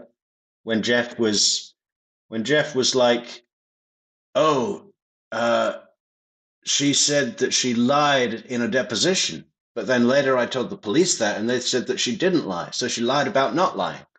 You know, so she does this. That's another thing she does. Her super lie camouflage, where you just makes your head spin, and you don't know what the fuck's going on or what the motive is. So maybe that kind of behavior, that pattern, would be consistent with Wendy saying to the cops multiple times, oh, did you see the Cheerios in the back seat? I'm glad I didn't clean up the car because it would have looked like I was cleaning up a crime scene. You know, all of those things that she was saying. It's Wendy's style to say that there are Cheerios repeatedly, and for there not to be a single fucking Cheerio in the car. Oh, did you see the Cheerios in the back seat? You know, we're looking at the back seat, Wendy. There's no Cheerios. Can we see every angle? No. But we haven't seen one single solitary Cheerio.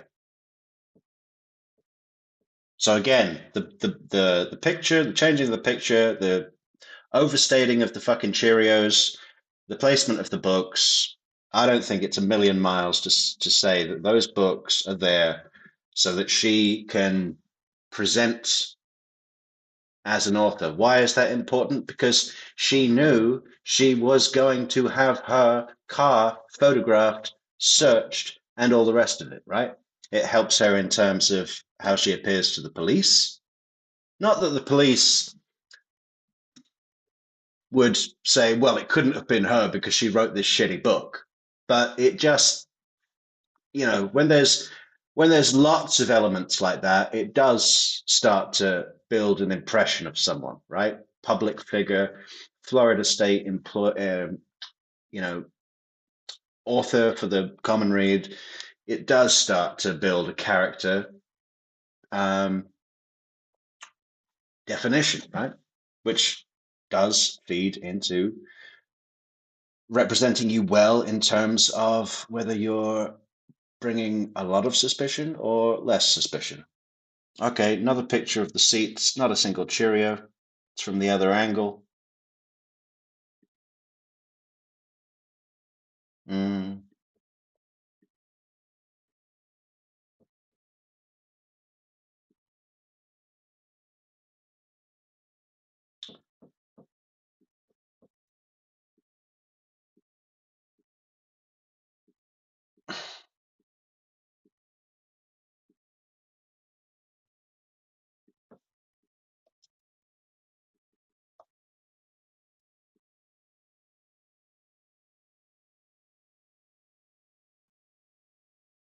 I'm looking. I'm looking. The only place that we haven't been able to see really is inside that center console. We see all the floor. We see both boosters and inside them pretty much almost all the way. Underneath the boosters, side of the seat, you know, the only place that we haven't quite been able to see is inside that center console.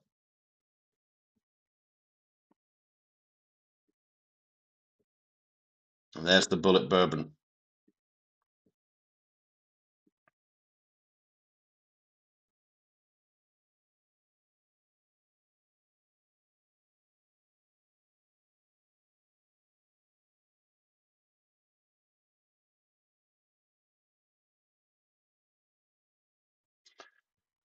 Don't need to show that right now.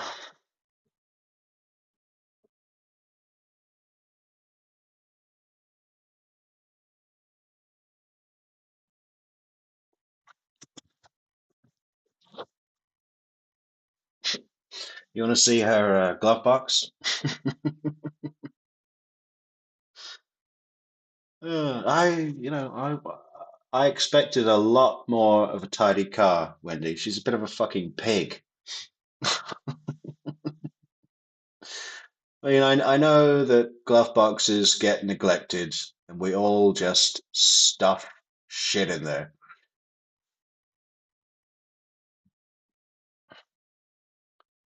But for someone like Wendy, you might expect her to have this stuff matter. Look at that. What's that silver thing there? Looks like it's got this sort of coned bit on the end. Is it like an emergency hammer to break the window glass? Yeah, it's a seatbelt cutter, right? So she's got a seatbelt cutter and an emergency hammer. But it seems to also be battery powered. Can you get one of those that is that Leslie knows? Leslie, I bet your glove compartment, your glove box is fucking pristine, a work of art. You know, freshened up weekly and yeah, organized. I just know it. You know, with what do you call it? Regularly rose misted. It likes it best at dusk. Okay. Oh, yeah. Wendy's a real pig, huh? I'm surprised there's not a fucking burger wrapper in there and some old fries from a month ago, covered in ketchup. Oh my God. Okay, this. Oh, that's the back seat. So this is like a seven-seater car. Okay, again, I just got to quickly show you this, then we'll be back to the trial. I mean, again, there is not one Cheerio here. And okay, it's the kids, it's the seat behind the kids, the bench. But this is like the cleanest part of her entire vehicle. Probably because no one sits there ever.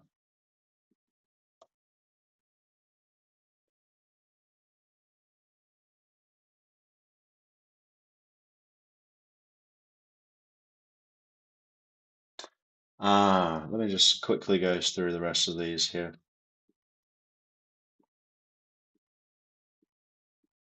That's pretty much it. Okay, let's go back to the trial. But with Sigfredo?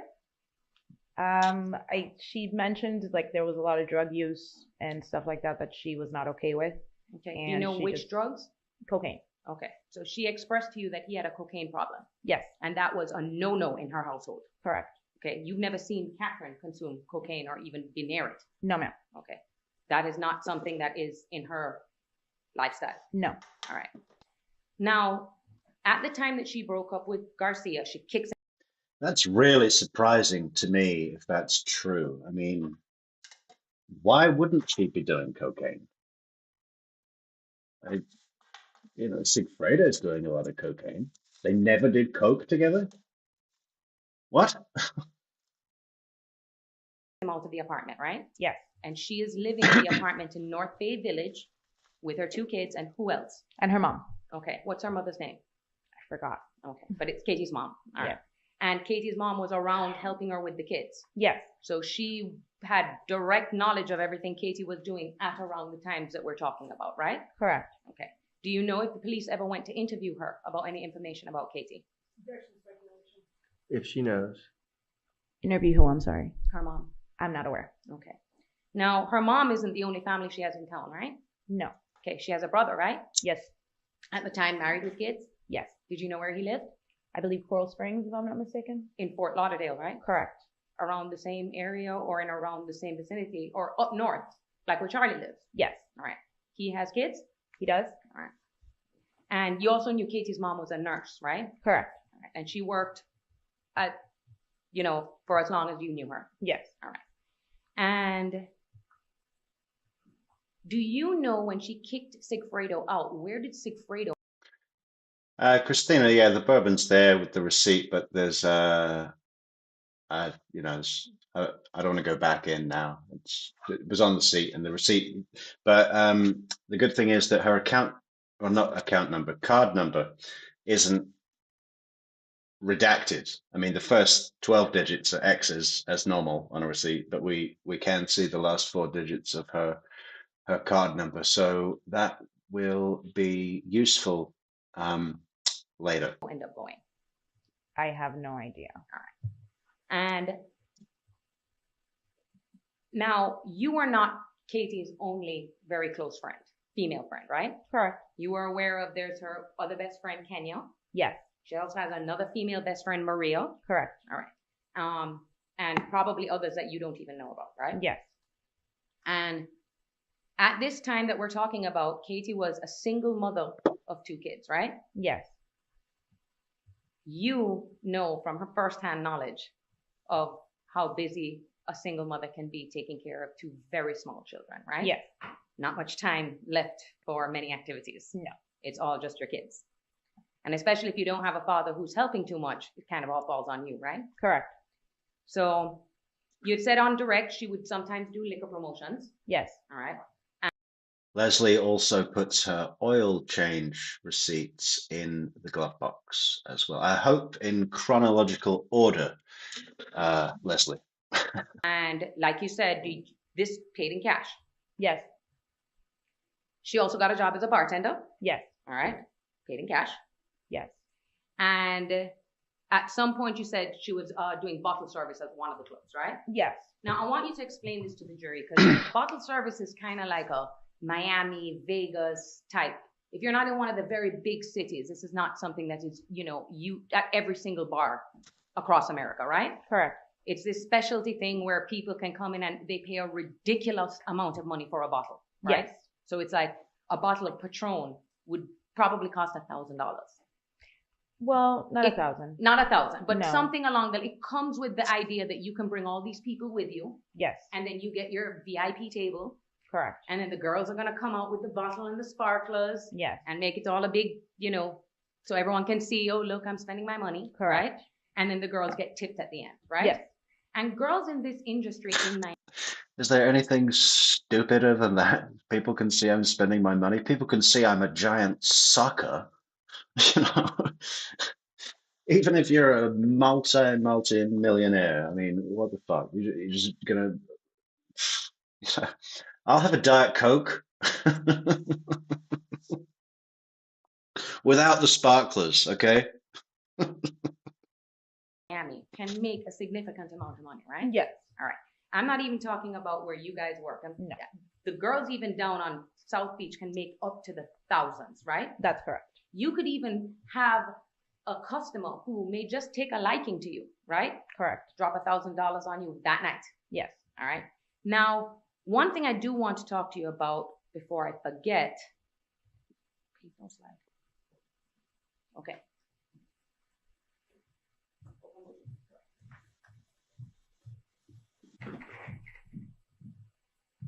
Yeah, Patty had some good points about that condo. It was a joke, Leslie. I mean, you know, the side, what do you call it? What do you call it? Kick flap, you know, under the kitchen cupboards. All along there hadn't been touched, you know, just sweeps the main bit, just the main part of the floor. Don't get into the nooks and crannies at all. It was disgusting. I'm referring court and counsel to what's been admitted into evidence as states exhibit 86B.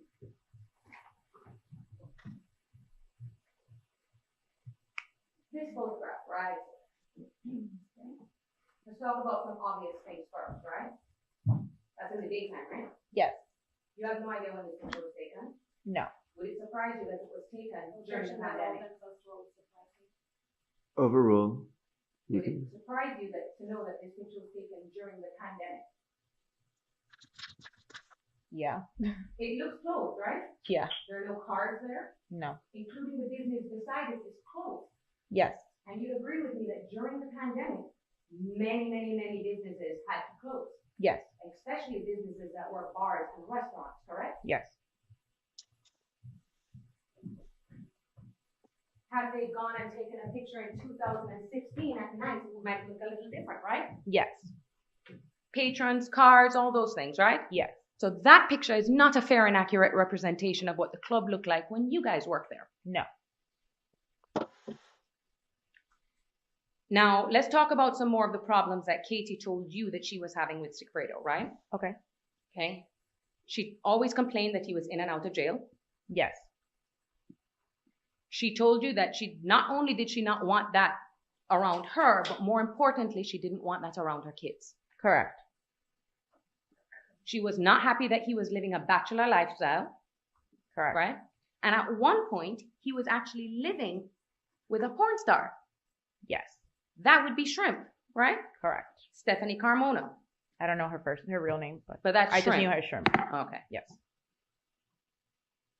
And she also was heavily using cocaine. Yes. Now, you also know Luis Rivera. Yes. Now, as you said, you're not that close with him, but you know of him and his family. Yes. He has a very big family, right? Yes. You went to school with a lot of his siblings. Correct. Okay. How many siblings does he have? I believe he has 4 other siblings, if I'm not mistaken. Okay. And he's very, very close to his sister, Maria Rivera, right? Yes. They are like thick as thieves. Yes. You know her too. I do. She's very protective of her brother, isn't she? Yes. And him as well. Yes. Now, you weren't close to Louis. No. Neither was Katie, right? No. Sigfredo and Louis were close. Yes. And you never heard ever in your presence Katie talking to Luis Rivera on the phone. No. That would be odd to you if Yes. they were having a conversation on the phone. Yes.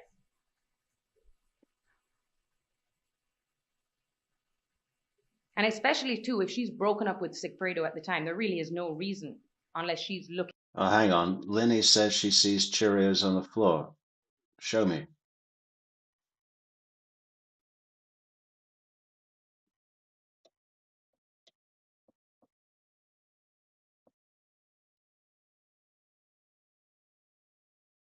Where?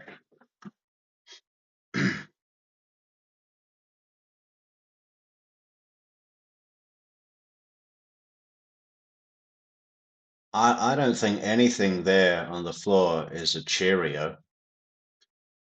There's a couple of small round things, but they're not donut shaped.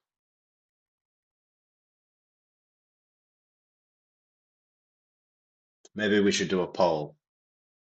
Are there Cheerios? Does anyone see a Cheerio? I don't see Cheerios. No.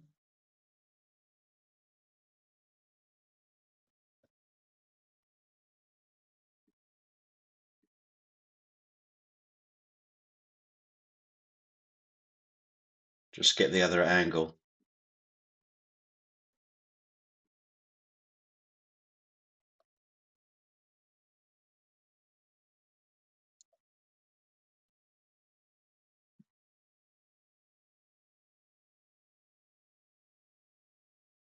Again, nothing looks like a Cheerio to me. You know, there's crumbs.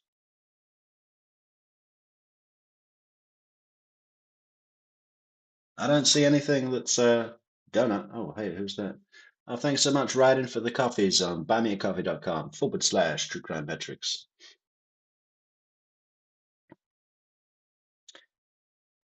Yeah. For Sigfredo to call him. Yes. All right. And it's fair to say that if she's trying to find Sigfredo and he's not answering his phone, the next best person to call, if she had the correct number, would be Luis Rivero. That's correct. All right. Now, Katie, back then, we've spoken about many jobs that she's had, right? Yes. Now, I know the state tried to piecemeal and like pigeonhole these time frames, but I don't know what the question is. I just said they were trying to pigeonhole time frames. Okay. All right, go. Okay, you can continue. Okay. They were trying to get certain time frames out of you of when Katie was doing what, right? Correct. Now, you'd agree with me, we're talking about something 2014, we're getting close to almost 10 years ago, right? Yes. So would it be fair to say that if there was, for example, a record of a paycheck she received from Club Fate, that would be a better representation of when she was working there? Yes. Would it be fair to say that the jury would rely on that more so than your memory? Yes. Okay.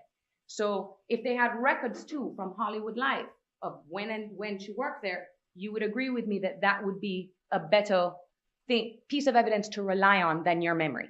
Yes. Okay. Also too, if there are photographs of her, I'd say on her Facebook working at the club. Yes. That would also, it says the time and date of when she actually worked there. Correct. So when you testified on direct as to certain time frames, is it fair to say this is as best as you? I mean, it could be. I think, Lenny, you're saying like on the side of the map towards the back of the car, so directly left of the bit of cellophane.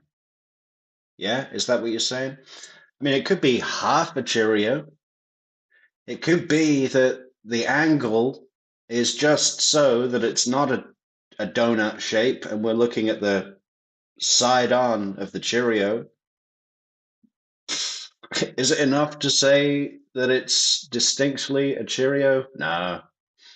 And the way that she went on about it sounded like the whole fucking back area was covered in Cheerios. I mean, could it be? Yeah. But, it's 50-50 or less, I'd say. I mean, You can recollect? Yes. You may be off on some of the dates and times, right? It's possible. Okay. Now, around this time, how old was Ethan? Was he still a toddler? Not a toddler, but I may be saying that wrong. I mean, I don't know where toddler ends. he wasn't that small. Okay. Because now Ethan is gonna be, if I'm not mistaken, 15 maybe. So we could say about like 7? Yes. Around that Yes. time. But still a very young child. Yes. Okay. Now our daughter Kaylee though was a baby. Yeah, toddler. she was a baby. All right. Now, this is not a situation where Mrs. Magbanua could go whenever she wanted and go spend the night at her boyfriend's house, right? No. Because she had to take care of her kids. Yes. And she couldn't leave Kaylee too much, especially if she's breastfeeding, right? Correct. Now, you met Charles Adelson a few months after Katie began dating him. Yes. And you all hung out together one night in Fort Lauderdale. Yes, we did. Now, isn't it true that the relationship between Charles Adelson and Catherine Magbanua was not a serious relationship? It was not. Okay, it was a casual dating situation, right? Yes. She never expected anything to come out of this with Charles Adelson, right? No. Did she express to you that she was very well aware of the fact that he was kind of like a non-committal type? Yes. Okay. But she never expressed any frustration. Okay, I think Leslie wants some shrimp pics.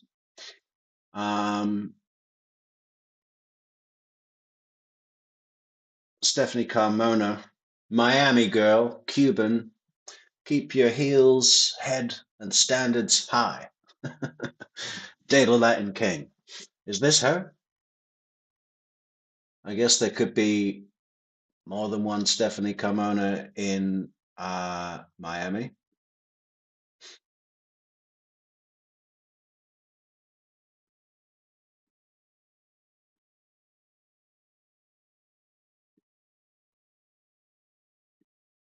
What do we think? Is this the right shrimp? I'm not sure it is. Disney, we know they love Disney. Looks a little young. This is 2022. Yeah, I guess she's a little young.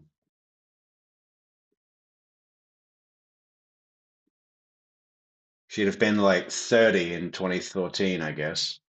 2016. Yeah, probably not the right one. I'll keep looking. I'll see if I can find any supporting evidence. With that to you. No. And she never classified him as her boyfriend. Never. She never said to you she wants to marry him. No. And would it be fair to say that Charlie was kind of almost like a rebound Yes. from Sigfredo? Yes. As far as you knew, for 10 years, she was only dating and seeing Sigfredo. Yes. And so this is the first guy she sees after having a serious breakup with Sigfredo. Yes. Katie's not a girl that just goes around and randomly dates hundreds of guys, right? No. She sticks to the guy that she's seeing at the time. Yes. Now, at some point, Katie and Charlie stop dating. Yes. Whose accent, Deb H? Tara Kawas? Scottish? No, she's Jamaican. Oh, that would be funny. What would she say? Isn't it true, Miss Velazquez Mascaro, that you and Miss Magbanua are? Now, you said it wasn't like a big blow-up breakup, No. so that we can't really pinpoint the day that it occurred. Correct. If there was, let's say, a text message from Catherine to Sigfredo on his iCloud, that would be more of a fair, representation of when the relationship ended between them, right? Yes. I know you're trying to go back. You know it happened in 2015, but you can't say for certain to this jury that it was at the end of 2015. No. I'm sorry, 2014. No. Right. So now, throughout the time from when you believe she broke up with Charlie up until Sigfredo was arrested, you were aware that they continued talking as friends. It's confirmed that she's from Jamaica, guys. If you're talking about Kawas, yeah. Right? Yes. He continuously called her throughout that time. Yes. There was never a time that they stopped communicating with each other. No. He was remaining friends with one of the girls that he's seen before. Yes. And she had no problem remaining friends with him. Correct. It'd be fair to say that she probably didn't keep that information or didn't let Sigfredo know that when they got back together. No. All right.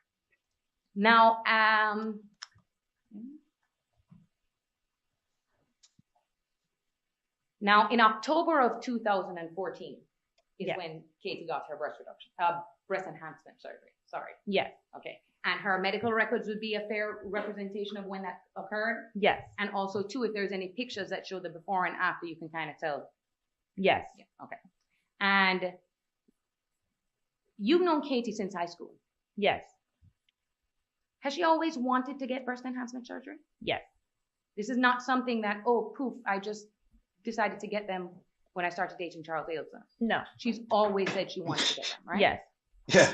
And isn't It it wasn't- true that Katie found a doctor that was recommended by It wasn't when she started dating Charlie. It was when she got the money for the hit. Oh, Tara, here you go. It's an amazing and proud day for all past, present, and aspiring Caribbean American lawyers, said Miami defense lawyer Tara Kawas, herself a native of Jamaica.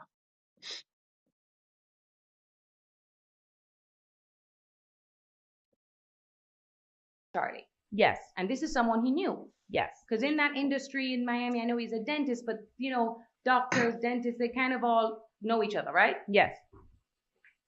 And it's true that this plastic surgeon is one of the top plastic surgeons in South Florida. Yes, he is. I mean, according to his advertising. Yes. All right. And at the time of the surgery, Sigfredo, like you said, took care of her. Yes, he did. But after the surgery, she can't lift her arms. No. She can't lift anything. No. She's bedridden. Yes. Too small. Yindra's Cuban, Jesse Cat, but I think everyone was talking about Tara, who, as we just showed, is a native of Jamaica. Kids. Yes. So he was not only helping take care of her, he was helping take care of the kids. He was. All right. The father. The father, yes. All right. And it was common knowledge that Katie was dating Charlie, the dentist, amongst you guys and your friends, right? Yes. This wasn't a secret. No. Everyone knew, including Sigfredo. Yes. And he did not like that Katie, the mother of his children, was dating another man. Correct. Now, even though they're broken up and he's doing whatever he wants to do, it's just didn't like that his mother was seeing another. The mother of his kids was seeing someone else. That's correct. All right. Now, in January of 2015, It was juvenile sexual jealousy, but you know, that's to be expected. Oh. Isn't it true that Sigfredo Garcia got into a motorcycle accident with shrimp on the back seat? Yes. Okay. So it's fair to say that at that time they were probably... No, I don't believe she gave 1 cent, Leslie. Not at all. Not anything. You know, she felt incredibly that her family were indebted to her. And, you know, we know she loves holding on to as much money as possible. And, yeah, I don't think she paid 1 cent. Nothing. not back together yet. No. All right. She actually was about to go on a...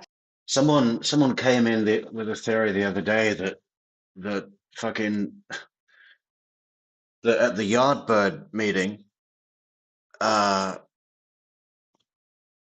Wendy handed Katie Magbanua a fucking envelope full of cash. I mean, I'm sorry, but there's no way that happened, and it's not even a question. I mean, that is not how she operates at all. And sorry to, I don't want to offend whoever put that idea forward, but it's just no. There's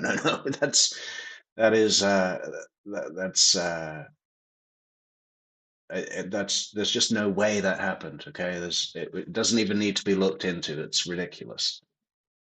trip to Disney. Yes. And found out that he got into this motorcycle accident with her on the back.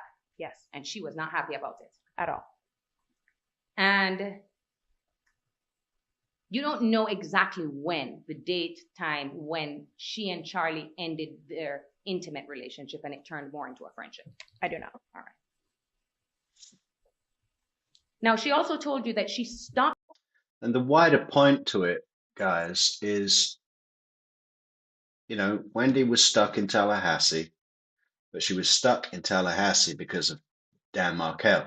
And she was only with Dan Markel because Donna Adelson was with her, going through J-Date online dating and pushing her to get, and I quote, married to a man that she lacked passionate love for. That's her own statement from her fucking stupid podcast. You know, Donna pushed her into the relationship because of Harvard, because of status, and all the rest of it, right? Looks real good on paper. Doesn't matter about the Jewish thing. Don't worry. We'll talk him out of that. But Markel's faith was too strong to be talked out of that. And Wendy had this huge resentment, felt owed by Donna to, hey, stop, don't do that. Sit down, sit down. Good job. Felt owed by Donna to rectify the problem that she'd pushed her into, right? There's really no, so it was like, you're going to take care of the hit, you're paying for the hit, and everything like that. I mean, I really, really see that clearly being what this is all really about. Fix the problem you caused, Mom.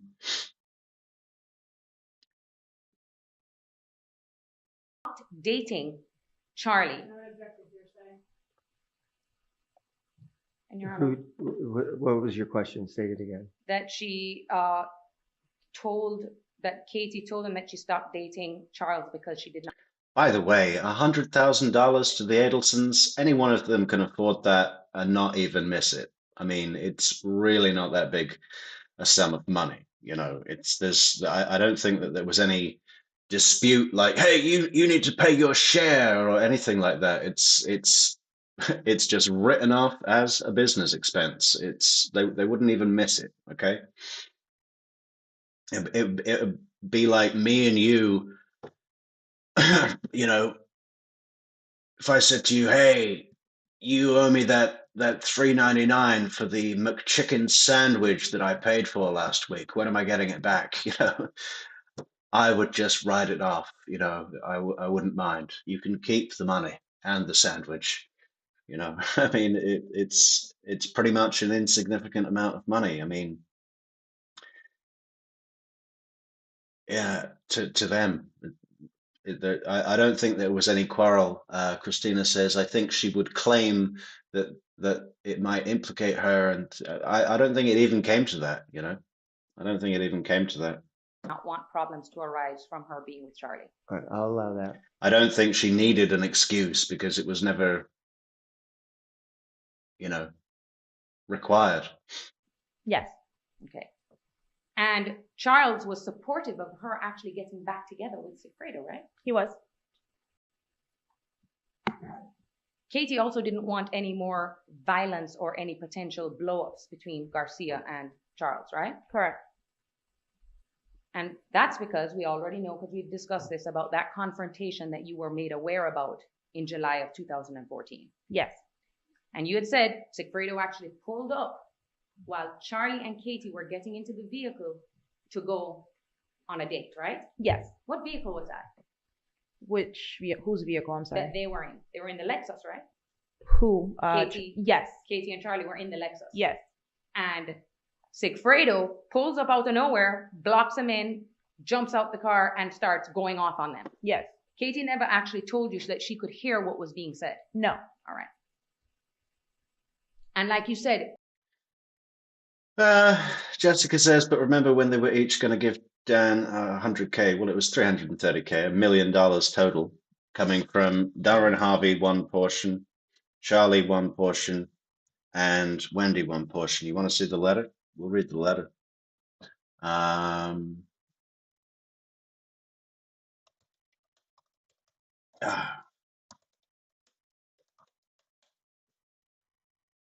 Which one is it? Hang on, give me a second here.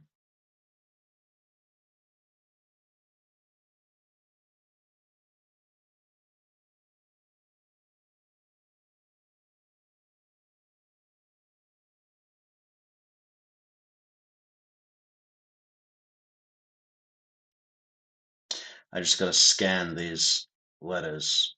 There's a bunch of Donna's emails, and I want to find the one with the financial offer.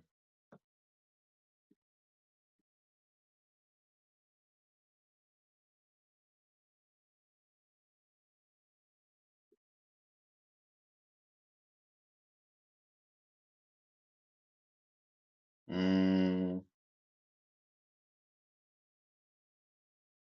Well, I'll play this while I'm looking for it. Charles was able to somehow divert and just get out of the way. That's correct. All right. Now, it wasn't like you said, May of 2015. So that's about a year after, getting up close to a year after July of 2014, which is when the murder occurred. That's when they actually finally reconciled. In 2015, yes. In 2015. And like you said, everyone says it's at the Pacquiao fight. Yes. Right? That was a fight that they had everybody come over so that all your friends and everyone could watch a fight together. That's right? correct. And you were there? I was. Katie was there? She was. Sigfrida was there? Yes. Luis Rivera was there? Yes. Who is the mother of Luis Rivera's children? Jessica. She's one of them. She's right? one of them. Because he has several. He does. Okay. And so she was around and dating Luis around the time all of this took place, right? That's correct. Right. So she would probably know a lot about this case too. Overruled. I'm not sure. All right. Now, Okay, here it is. right after that is when Luis Rivera gets indicted by the federal government for racketeering. Yes.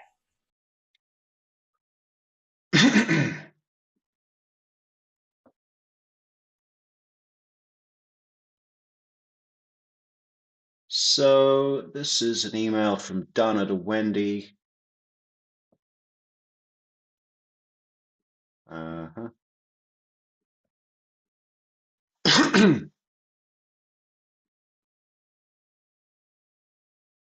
Dear Wendy, since neither of us feels up to talking, let me share with you what we're all feeling as far as your response. When I wrote to you this morning, we felt that you had reasonable thoughts as to what the judge might do or say or think regarding the charade we had hoped you would participate in. However, the more we think about that, we begin to realize that you and we have no idea what this judge will do or say or think. Who would have thought after paying an attorney $600 per hour for 10 months? Wow. She would take an hour and a half of testimony, not even bother calling jibbers to the stand, and decide that family support for very young children evidently means nothing, and a job that pays 10 times what your unsecured, untenured, and dependent upon state budget cuts job pays in Tallahassee will be just fine for your children. I'm sure it pays fine. I'm sure it's just as secure as any of the other hundreds of thousands of families that are in similar roles in the city. Does she care that after expenses you'll save next to nothing at the end of a year? Does she care that very little, if anything, will be put away for the children for their current and future education? Does she care that extracurricular activities, sports, trips, eating out in restaurants will always be a financial challenge for you to provide for the boys? Clearly, she did not take into consideration the future earning potential and benefit for your children. She didn't care that there's no backup support system when one of your preschoolers is sick. All she cared, sick with what? I mean, we're not living in fucking Ebola country here. I mean, what? You've got a cold? Okay, take a day off school. Sit on the couch. All she cared about was if the father hasn't been pulling out their toenails. All she cared about was if the father hasn't been pulling out their toenails, you should give up any financial betterment for you and your children and raise them in a place that you agreed to go to because Jibbers only had FSU as a job offer. Of course, as a graduate of FSU Law School and a native of Tallahassee, she sees nothing wrong with living there. Obviously, as a native of South Florida, you know better. Oh, God. Our point is, it's obvious that you and Kristen haven't figured out the judge so far. You were both shocked at the rapid decision based on nothing that was presented. So how do you think at this point you can figure out what the judge will say regarding your decision to introduce Christianity into the boys' lives? People go to prison and change their religion all the time. People go, yeah, well, it's coming, Donna. People go through difficult times and find Jesus. Jesus was Jewish. He had positive teachings. He gives people hope. And best of all, you get to go to heaven in the end. Sounds good to me. Obviously, it will sound good to Judge Hobbs. She goes to church. There were multiple donations from her church pastors and ministers on her financial contributions website. She's a Southern black lady. How do you know it won't be music to her ears to hear this? Some possible options on Judge Hobbs' decision regarding Jewish holidays with the boys. As far as losing the children on the Jewish holidays, there are a couple of alternatives to this. First of all, it may happen, but unlikely. He is entitled to half the holidays and alternating those holidays each year with you. You must be interested in the teachings of Jesus, because Jibbers has certainly ruined Judaism for you in the extreme way he practices it.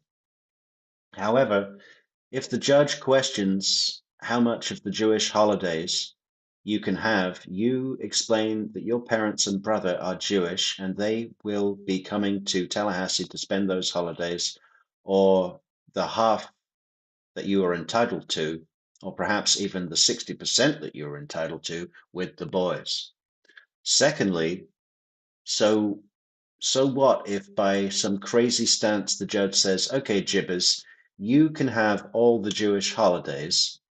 Then, if our bribe doesn't work, you tell him during the year that you'll take the kids out of Sunday school at church and cancel their upcoming baptism if he shares those dates with you.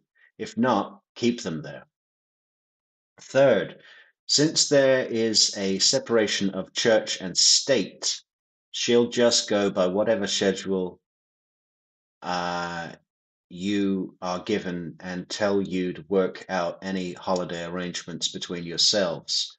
Who declares which are legitimate holidays and which aren't? Shimini Azaret? Obviously, the court isn't out to help you. It's clear since Judge Hobbs' last ruling that Donna, couldn't care less about anything you have had to say in your behalf. You need to help yourself. You know, Wendy, most of the wars that have been fought over the last couple of thousands of years have been over religion. Charlie brought up a good point when he said that Americans were dropped behind enemy lines during World War II wearing Nazi uniforms to get what they wanted. They had a job to get done, and they did what they needed to do to accomplish it. You have a job to get done and a very short time frame to accomplish it. If you dressed your kids up in Hitler Youth uniforms and brought them down here, I couldn't care less if it was an act of defiance that would show Jibbers that he's not in control. If your children are baptized, it doesn't make them Christian. Ben and Lincoln aren't really pirates because they dress up like Jake the Pirate. It's an act.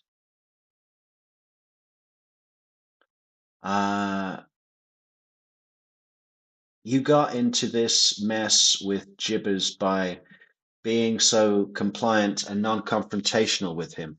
If you just keep paying your attorney her $600 per hour and don't fight for what you want, you're no better off than if you stayed married to him. Sure, you'd get rid of being unhappy in a marriage so you don't have to live under the same roof, but he'll still be in control of everything, including what he wanted, sole control of the boys' religious lives. Why let him? Why not stand up to this fucker? Why not fight? We're not talking about a lifetime of this. You have the boys a very limited number of days before the mediation takes place. This is all part of an act. Please rethink this. We're all willing to help you accomplish this, and that's all it is, Wendy, an act. An act of defiance that will put a scare into this jackass. It will infuriate him. It won't infuriate a judge that you found Jesus. She can't comment on your religious views. You need to see the big picture. You need to look into the future, what a life without your only family nearby teaching in Tallahassee with Danny always in the picture will give you. It's not a pretty picture. We want to see you help yourself. Not everything one has to do in life is comfortable or easy. Sometimes it's ridiculously hard, but Jibbers has tried to aggravate and screw you since day one of this divorce. His vicious emails, his defiance with Dr. Pam's directions on asking him not to come to the school every day when he doesn't have the boys, his not allowing you to pick the children up 1 hour earlier to drive to Atlanta, his bad mouthing you to the faculty at the school you will be working at. Everything he does is done with malicious intent. Why can't you do this for the few days that you have the boys prior to the mediation? You know him. He knows which buttons to push. He certainly knows how to push your buttons. Take something from him. Right now, he's got everything just the way he wants. We need to take something from him in order for him to negotiate it back. This is your chit. The extremism that Jibbers is already teaching the boys is nothing more than brainwashing. Religion is brainwashing. It's control of the masses. It affects who your friends are, what activities you do, how you eat, how you dress, how you pray, everything. There is no doubt you will have two little Orthodox young men on your hands with the only religious influence over them being Jibbers. He's already got them thinking that people who eat shrimp are bad, hot dogs are disgusting, lobster is gross. Wait, Ben's not even 4 years old. Wait until he's 8. You're not teaching them anything different. You don't teach them on Saturdays they can go to soccer or any regular organized sports activity or even swim lessons. You let them play in the park or in the house.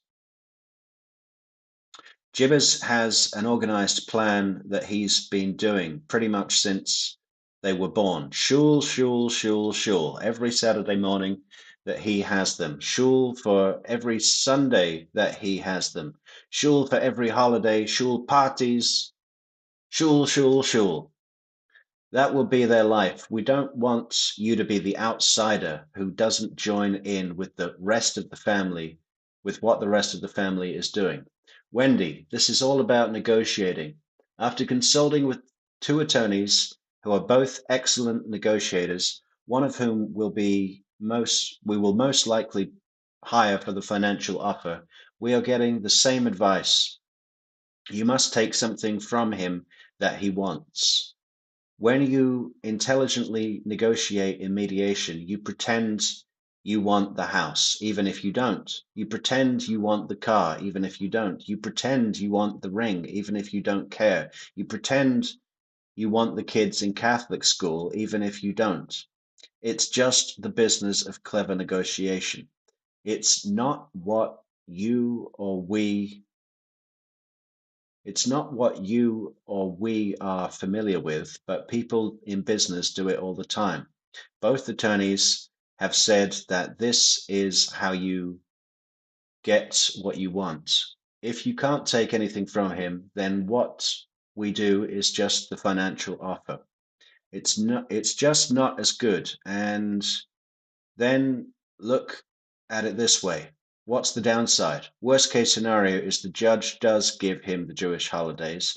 Then after a short period of time, you offer him taking the kids out of Catholic school, Sunday school, if he shares the holidays, or have a stipulation that holidays need to be reviewed yearly. You have a smart lawyer. She knows that all kinds of stipulations and temporary arrangements can be made in at a divorce. Wendy, you don't manipulate people. You're a sweet, kind, caring person. Jibbers is a manipulator. You're you just need to play a role. What you're doing is jockeying for position. In the end, if you do this and it doesn't get the results we're all hoping for, then you can't blame yourself. You can feel good that you did everything you could. I'm not saying that we're not going to continue with hiring an attorney to negotiate and make a financial offer. I don't think you realize the type, here we go, the type of offer we're considering. We're planning on you, Charlie, and Dad and I going as high as equal parts in a $1 million offer. That's $330K from each of us. So, meaning that Donna and Harvey's portion is a shared 333K portion.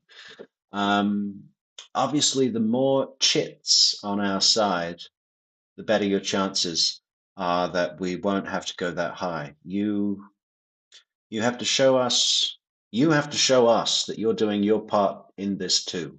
We're a team.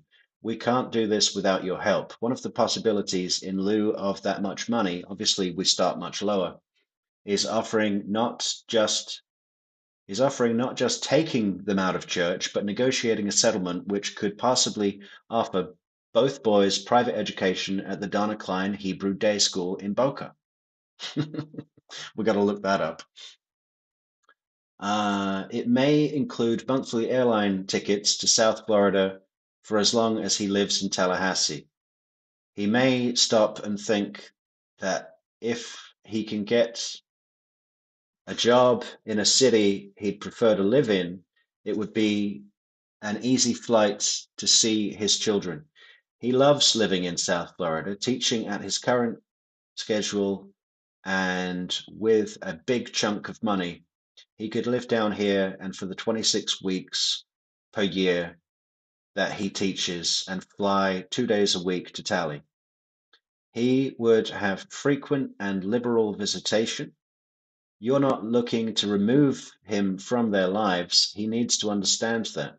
The negotiating lawyer will work with him. With his school teaching schedule, he could see his children here a significant amount of time. His child support would be much less also. The attorney who will be doing the negotiating will also lay it out on the line for him what the various payments offer would be worth to him in 15 to 18 years when he may want to retire.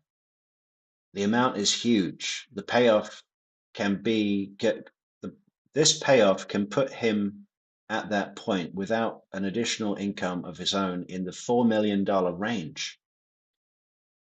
So what is that?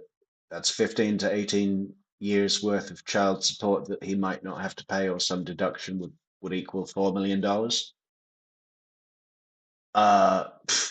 Well, that sounds excessive. I can't really work that out. People pay $4 million to raise a kid? You crazy? Fuck that.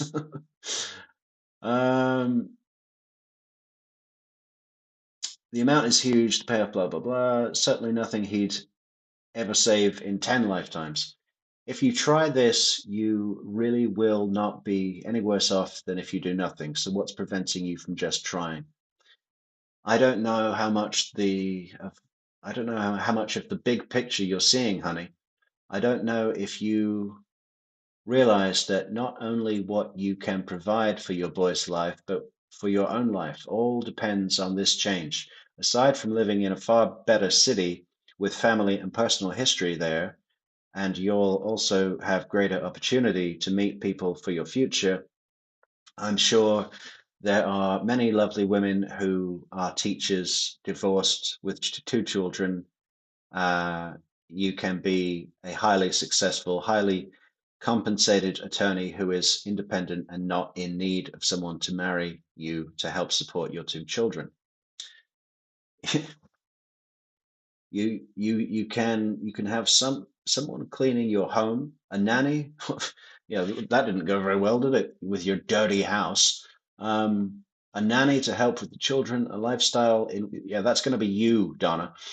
A lifestyle in which you and the boys can travel. This is a once in a lifetime opportunity to really turn your life around and make a positive difference in the lives of your children. Your expenses with the boys now are minimal. Wait until you see how expensive everything is in the future for them. We don't want you, and I wouldn't imagine you'll want to live paycheck to paycheck. Teenagers eat more than the yogurt these boys eat now. What? Do you have any idea how much yogurt they're going to be eating when they turn 13?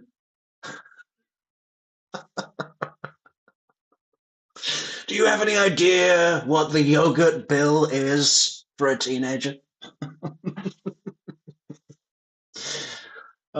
Everyone has a price. I don't think they do, Donna. I think some people, the price is their integrity and honor and knowing that they do the right thing. Not everyone can be bought. That's the point. That's the point you missed, Donna. Everyone has a price. Now it is time to start.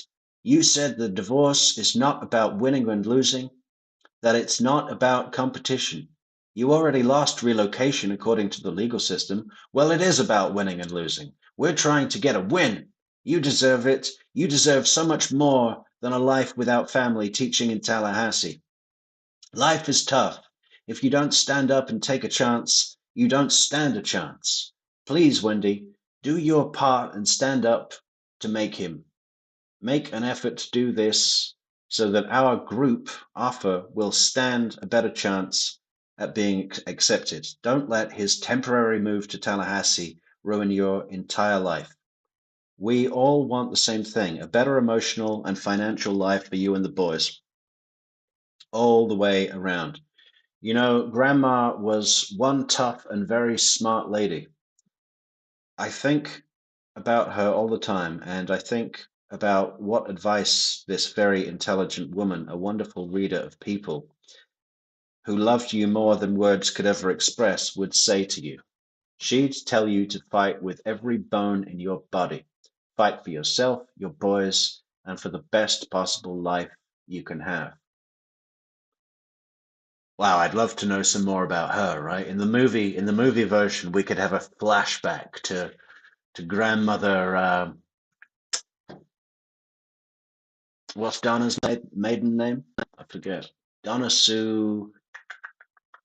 Can't remember.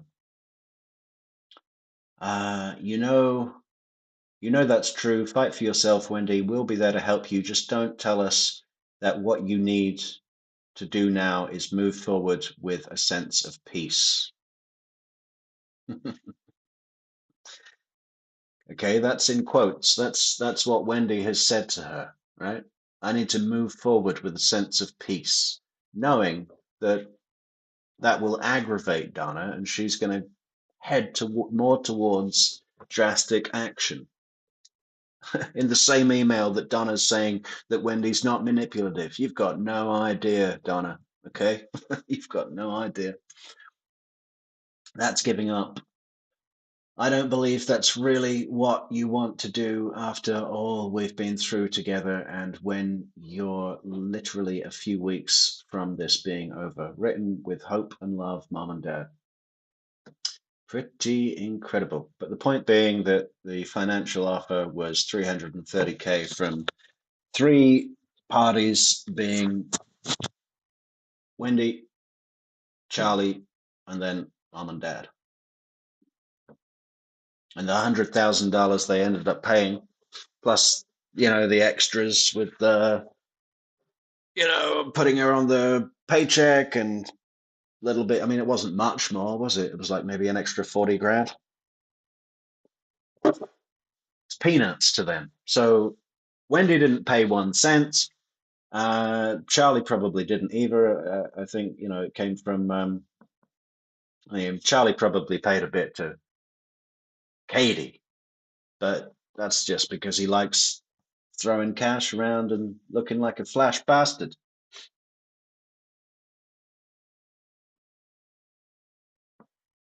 Man, I gotta turn the brightness down on this monitor. I've got a fucking migraine now.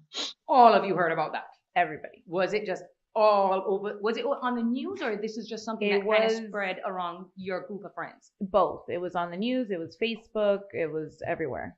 And up until that point, you had no idea that Luis Rivera was actively in a gang since he was 15 years old. I did not. He was able to keep that from people, right? Christina says, "This is your chit." Is that a thing? I mean, she wrote that twice. The first time I thought she just meant shit, that would be with an S, but she did it twice. So is that like a Yiddish thing or what? Does anyone know? Chit. What is that? Yes. You now know that he was the head primo of the North Miami chapter of the Latin Kings. Correct. And even not knowing anything about gang lifestyle, you've heard of the Latin Kings before, right? Jacobson or Jakobson. Yeah, that's it, isn't it? Yeah. Wonder what advice Grandma Jakobson.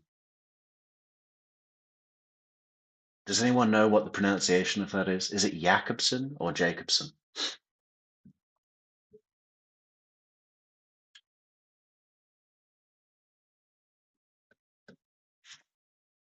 Yes, they're nationwide. And when Luis was arrested, okay, Katie, how did she react? She saw it coming, I guess, because, he's not the best guy out there. So, it was one of those things that she was just like, well, it's going to happen. She wasn't surprised. No. It's not like Luis Rivera is this, person that does nothing wrong and then all of a sudden this is Correct. a shock to everyone. Correct. Everyone kind of saw it coming. Yes. And Sigfredo was not arrested. He was not. Okay. You have no information that Sigfredo was ever part of a gang. No. He was not indicted in that multiple co-defendant indictment. No, he was not.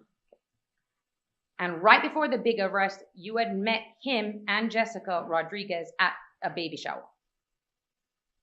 No. Okay. I saw Maria at a baby shower. Okay. So whose baby shower was that?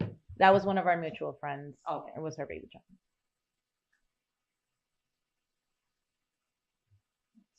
Now, I want to go over a little bit more about the Hollywood Live and Club Fades and all of that. Okay. There's no question that Miss Magbanua was working in the service industry around the time that this took place, right? Yes.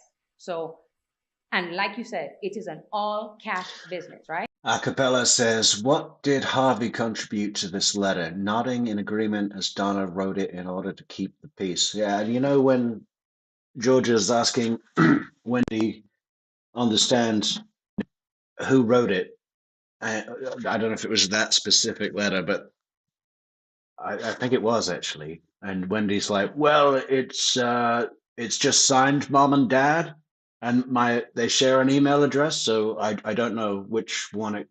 It's ridiculous. I mean, that kind of answer is, she should be arrested just for that answer. I mean, there's no confusion who fucking wrote that. Obviously, it's Donna. What the fuck? Yes. One of the places you actually testified to, you didn't even fill out an application. No. You just walked in, they hired you, and you're paid in cash. Yes. You didn't fill out like any form of records, anything like that. Nothing. Okay. And these jobs that she held. Okay, thank you, Christina, for the info. I'll have to I'll have to look into the genesis of that. Like you said, you were working a 9 to 5. Miss Magbanua, she also had day jobs too, right? That's correct. She was working at Sophie Dental at some point. She was working at Broward Dermatology. These are all businesses that operate during normal business hours, right? Correct. So she was working that in addition to service industry jobs to supplement her income. That's correct. Okay, and those all paid in cash. Yes.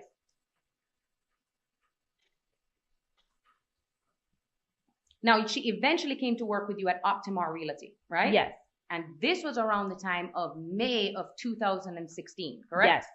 This is around the time where you now learned that there are wire intercepts. Yes. You're on one of the wire intercepts, aren't you? Yes, I'm pretty sure I am. Okay. And that's because Katie, while she's using her phone, would be sitting beside you Yes. at the real estate company. Yes, we sat in the same office. Okay. So it wouldn't be unusual for her to be talking about real estate things Yes. on the phone. Correct. You didn't hear her talking anything about a murder? No. Nothing about Dan Markel? No. Nothing about hiding anything? No. And you also mentioned on direct, and I want to go into this a little more. Katie, you said, tried to get employment from Charles Adelson so that she would be able to qualify for insurance for her kids. Yes. Could you explain that to the jury for me, please? So there's Florida Kid Care, there's Medicaid in the state of Florida. And if you're working and you're getting all cash, that really doesn't show how much money you're making. Sigfredo Garcia state. So you have to have a job that is actually on paper and that actually fills out, that you're actually working there, how much you're making, so on and so forth. So she needed to have something in writing that she worked for somebody. That way she could able to be shown to get insurance for her kids. Okay, and you knew that because she told you that. Yes. All right.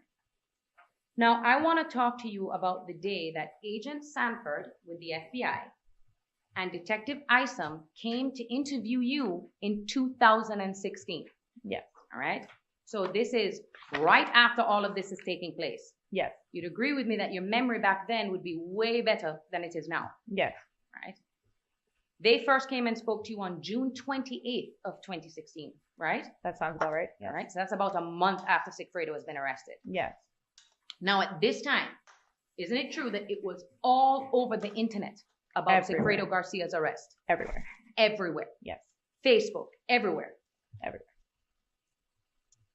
Isn't it true that also a 24-page affidavit had been released to the media stating that Ms. Magbanua was somehow involved in all of this? That's correct. Anybody who went online could download and read this 24-page document. Yes. And it basically laid out this whole theory how she's the middle person, right? That's correct. So everything was in there, including the wiretaps, the flurry of communications, and all these little things that the state thought was relevant. Yes. Now, it wasn't secret at all that No. the state and the police considered Miss Magbanua a suspect. Yes. They didn't consider her a witness who had information. Correct. And when they came to see you, Katie was no longer working there. She was not. And they never once attempted to come to that office before when she was working there to try and talk to her, right? No. You agreed to speak to them about Katie. I did. Okay? And that's because you were one of her very good friends. Correct. Now, Agent Sanford and Detective Isom chose not to record this interview, correct? They did not. They decided to take notes. Yes. All right? And that was totally their option. You didn't prohibit them from recording your conversation. I did not. Okay. And you're aware that they don't even have to. Jessica, you want to know where she went to law school? Tara? Florida International University College of Law, which is in Miami-Dade. tell you that they're recording your conversation. Correct. Because they're the police. Yes. Did they ever ask you to review what they had written down? No, ma'am. Did they ever ask you to sign anything to say that these were in fact my words of what I was saying to you? No. In fact, the first time that you learned that they created a report about this interview was when it was released to the media, right? That's correct. It was released to the media the same day the state was trying to get copies of Miss Magbanua's medical records. Yes. Okay, she was still out at that time. Yes. Okay, she was living her life in Miami. Yes. No attempts to flee. No. Never packed up to try and leave Miami-Dade County, right? Not that I know of. Even though all of this was all over the media. Yes. All right. Now, when you see this document for the first time ever, that's supposedly your words, did you notice anything that was wrong with it? Yes. What was wrong with it? There was one statement that was on there that stated the amount that was paid and who paid for the breast augmentation. And I had told the detectives that I was actually not aware. I did not know who paid it, if it was Katie, if it was Charlie, if it was half and half. I didn't know precisely what it was. So you specifically told them you don't know. It could have been this, could have been that. I don't know. Yes. Is that what they put in that document? No. What did they put in that document? They put in that document that Charlie had paid for the breast augmentation. And that was not true. That's not true.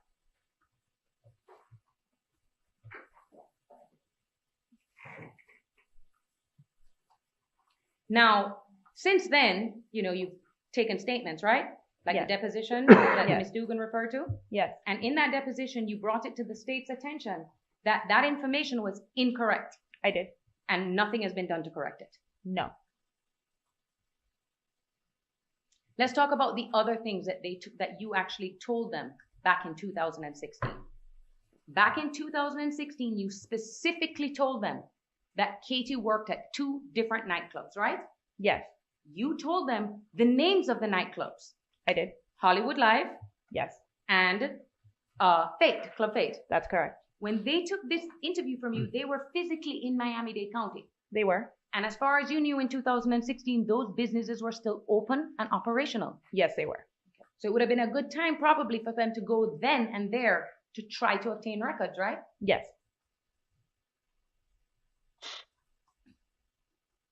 You also told them back then in 2016 the name of Katie's best friends, right? I did. Okay, so you gave them as much information of who you believed would have information about the real life of Catherine Magbanua. Yes. Now, as we said before, when Sigfredo Garcia was arrested, okay, that was May 25th. Yes. Of two. So a chit is a short official note, memorandum, or voucher, typically recording a sum owed, or a young woman regarded with disapproval for her immaturity or lack of respect. Well, it's funny, isn't it, that those obviously in the context of the Dana, the first definition is the intended meaning.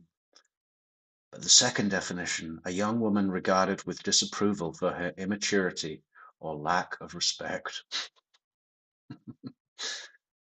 I don't think we have to warp that too much to have it fit Wendy pretty well. Or the third definition in British is to cause a potato to sprout by placing it in a cool, light place. Okay. 2016, right? That's correct. Okay. And when they initially released the media, all it said was that Sigfredo Garcia was arrested for the murder of Dan Markel. Yindra received a bachelor's in science from the Johnson and Wales University. As far as I remember, her law education was, this might be completely inaccurate, was part of a program through her current employer for the titling agency, maybe? I'm not 100%. But I think it was, a night course or something like that while she was, sponsored by her employer at the time. Yes. But don't quote me. Okay. Nothing else, no other details. No. All right. It wasn't until June, I believe it was 3rd of 2016, that they released more information and said Luis Rivera was involved. Yes. Okay. Then after that, they released to the media these 2 unsigned affidavits that supposedly lay out Miss Magbanua's involvement, but don't arrest her. Correct. Okay. Now, that's in June. Do you remember in September of that same year, there was even a 2020 episode, correct? Yes. Now, Miss Magbanua was free when this 2020 episode aired. You see how bored Judge Wheeler is with Kawasi's non-contentions. She was. Okay, and they didn't paint a good picture. Even Yindra's like, why is this taking so long? You're not getting anywhere. Of her. They did not. Okay. You're not aware that they made any attempts to try and reach out and interview her, right? Not that I'm aware of. All right. Hi, Do you Jane. remember at the end of this episode that they said they received information that Luis Rivera was cooperating? Yes. That was said at the end of it, right? Yes, it was. And then it ended. Yes. Okay. Katie didn't flee after that. No, ma'am. She just continued living her life, right? Yes. Until October 1st, when they just pulled up on her after she dropped off her kids. Yes. Okay.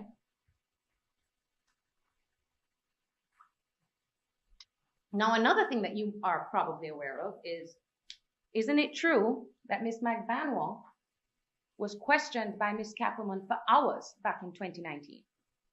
I heard that, yes. Okay.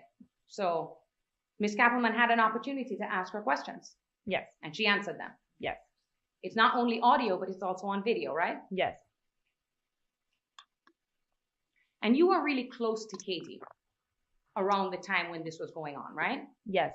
You never heard her once mention anything about the homicide. Nothing. You never heard her once say anything that would even raise a suspicion that she knew that something was going on with this or was involved in this. No, not to me. And I wanted to also talk to you about the car that you said. Okay. The Lexus, right? In May of 2015, right after the Pacquiao fight, isn't it true that Miss Magbanua got into an accident in our... Are we back?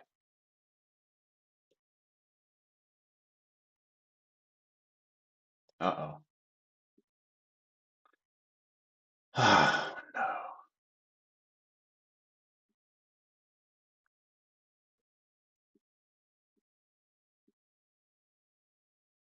Oh, no.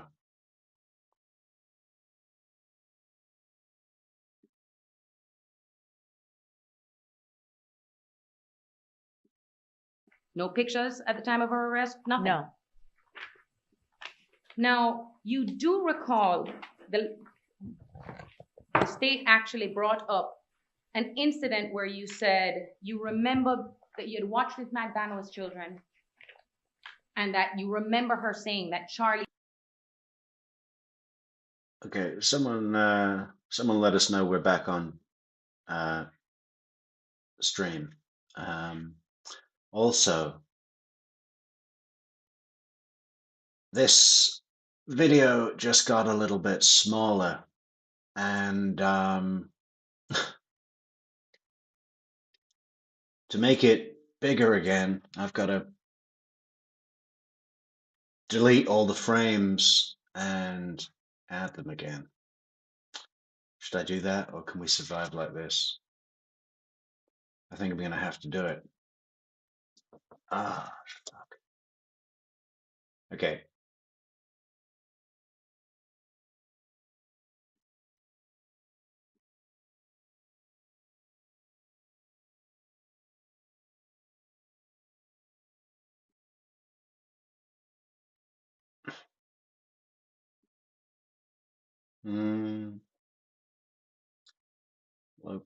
Local media source.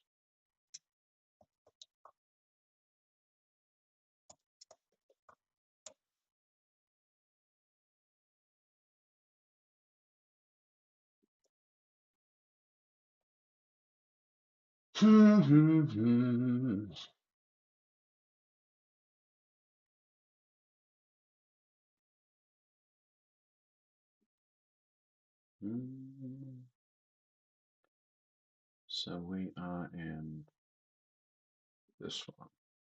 Nope.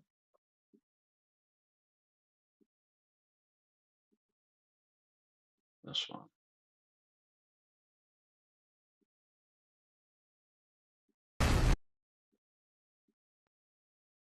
23% of her total. Uh-oh, no, was it's packaging. the other one.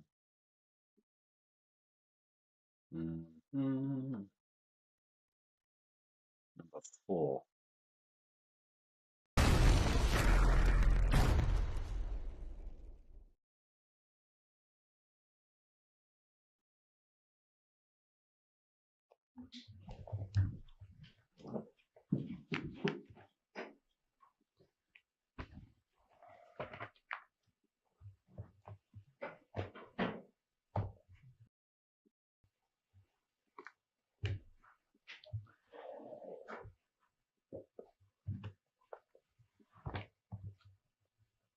Shit.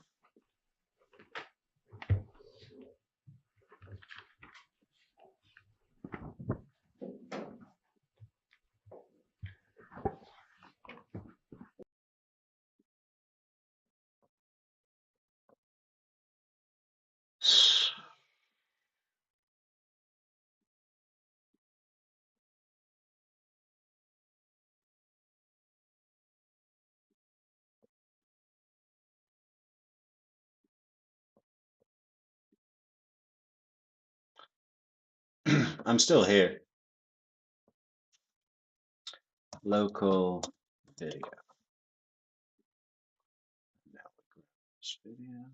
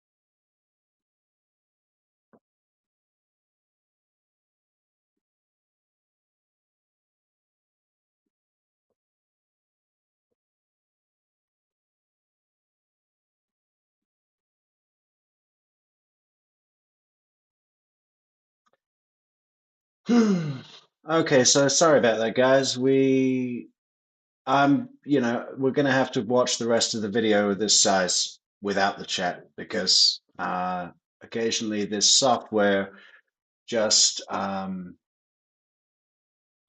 of doesn't allow me to resize the thing, the frames and stuff. So, to fix it, I'm gonna have to close the software, and that's gonna fuck up our stream. So we'll have to live with it like this. But I don't think we're going to go on for too much longer. So hopefully everybody's all right with that. We'll have it fixed for tomorrow.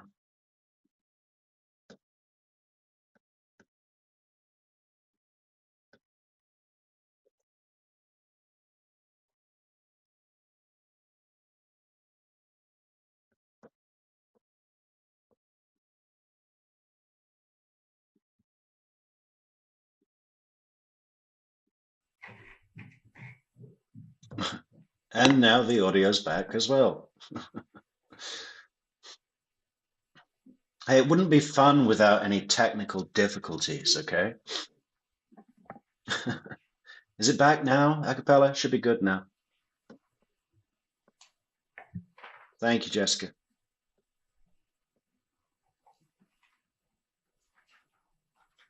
Now, I think I went over this with you before, but I just want to make sure it's clear so that there's no confusion. When we say the Pacquiao fight, it's a Pacquiao-Mayweather fight?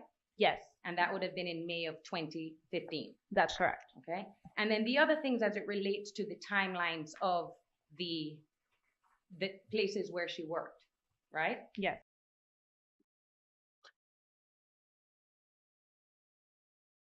Okay, I think we're good. Kind of getting some mixed messages, but I think we're good, yeah. You're certain because you worked with her at Hollywood Live of when she worked at Hollywood Live, right? Correct. Is it possible that you maybe We've just got the rest of Tara's crossed, then a little bit of redirect, and I think the next witness is the club owner, which is a pretty short witness. So we'll at least get through that. And tomorrow we'll have a big video again, which will be even better than this. confused on when she worked at Club Fate? It's possible. It's possible. Okay. No further questions. Thank you, Judge. Okay, redirect.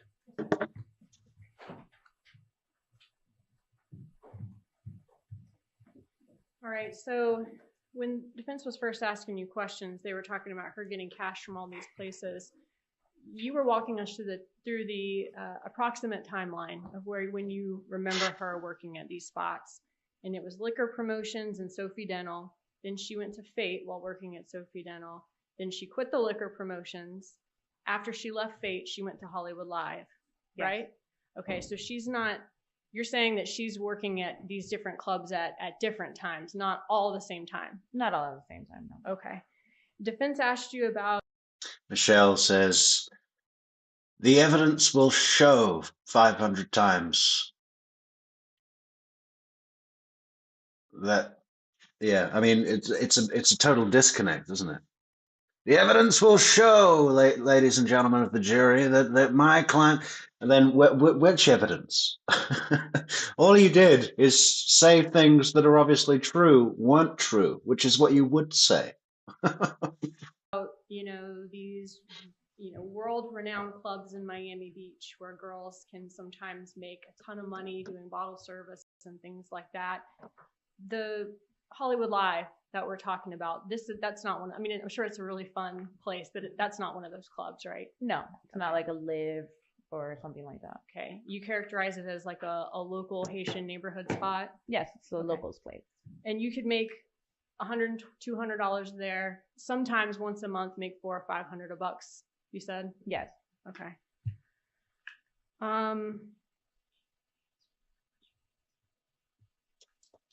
The picture of Hollywood Live, obviously that's during the day. It's not at night when a nightclub would be, people would be there. But I'm just saying the location of it and how it looks from the outside. Does that look the same? Yes.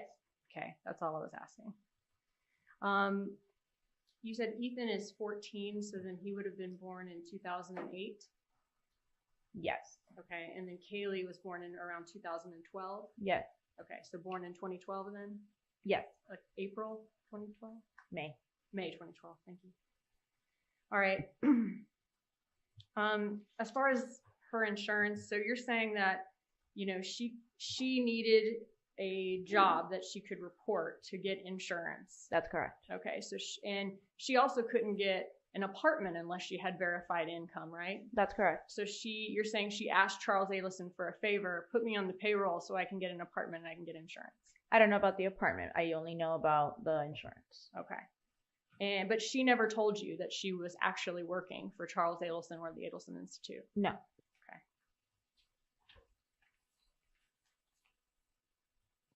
And is it your understanding that she was put on the payroll of Adelson Institute? Yes. Okay. The timing of when she told you about the car accident, you said that you took care of the kids and she told you that sometime in July of 2014. You can't sit here and tell us, I know the exact date, right? I have a picture. You have a picture? Yeah.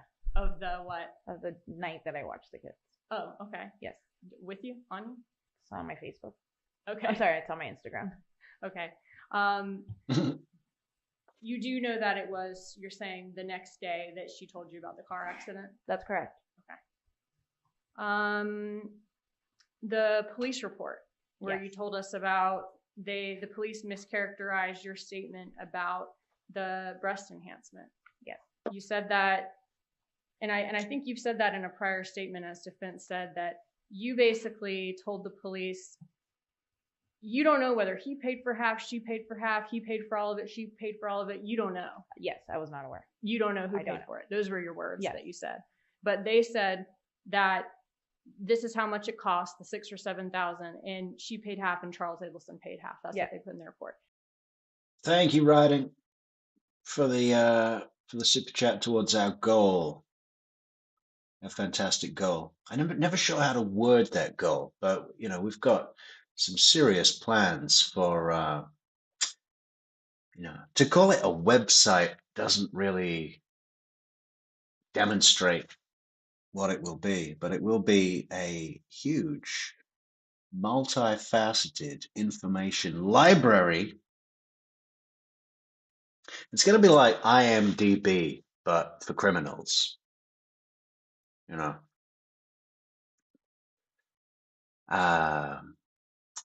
with well, lots of things. I've got to write them all down. I mean, it's going to be good. Expensive, but it's going to be fantastic. So if you want to help us with our goal at the top, please do. And thank you, Radin. And they're wrong about that. You just said you didn't know whether I she didn't paid know. half or he paid half. That's or who correct. paid. Okay. And you've had a chance to review that statement before, that report, and everything else was correct in it, right? Yes, everything else was correct. Okay. And I actually didn't even ask you who do you think paid for it, because I know that that wasn't what you said in the past, right? Yeah. Okay.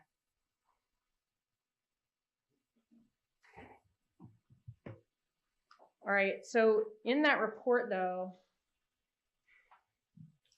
the defense asked you, nothing was ever said to you that ever raised a suspicion that she was involved in a murder. No.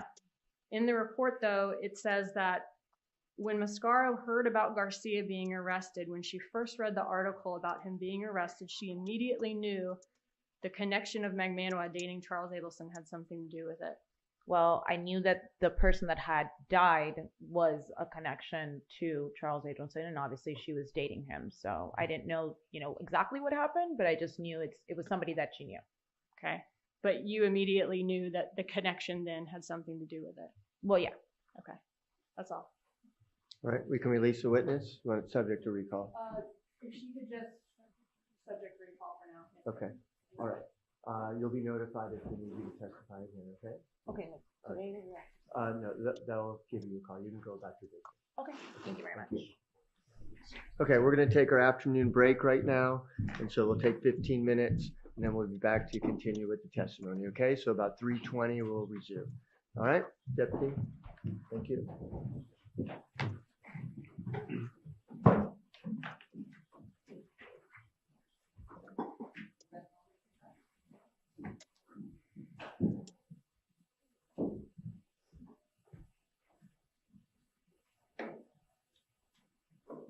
They had recess again. Skip a little bit. Oh, what? Oh, here we go. Okay, the club owner. He's funny.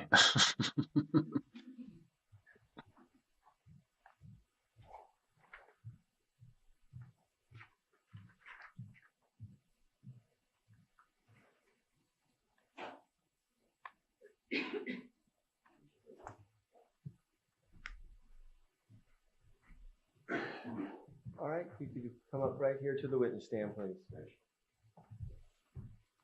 Before you have a seat, we're going to swear you in. Okay, please raise your right hand. Thank you, Victoria Girl, for the super chat. And respond to the clerk. Do you solemnly swear or affirm that the testimony you shall give shall be the truth, the whole truth, and nothing but the truth? I do. Please have a seat. Good afternoon. Will you tell us your name and spell it for our court reporter, please? Ramsey Neighbor, Ramziinaber. And do you live in the Miami area, Mr. Neighbor? I live in Hallandale Beach, Florida. Okay. What do you do for a living? I am a restaurateur. Okay. Now, did you used to own a club called Club Fate? Yes. Okay. What years did you own Club Fate? Oof, you're testing my memory. Doesn't this guy just spell out Miami businessman restaurateur? I mean, he could be off the cast of Scarface. What do you think he drives? I'm betting some kind of convertible. A Miata. Yeah, something where the roof comes down, for sure, definitely.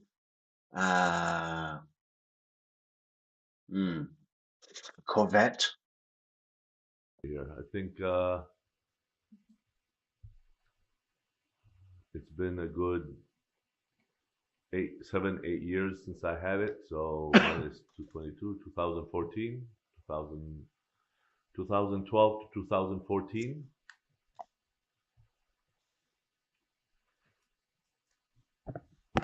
Okay, what was your role as the owner? Managing the facility, scheduling, staffing, purchasing, marketing, promotion, all of it. Okay. When you owned it, would you also hire and fire employees? Correct. Okay. And what about financials, paying bills, doing the cash outs? Who would do that? Either myself or one of the managers. Okay. Just a moment.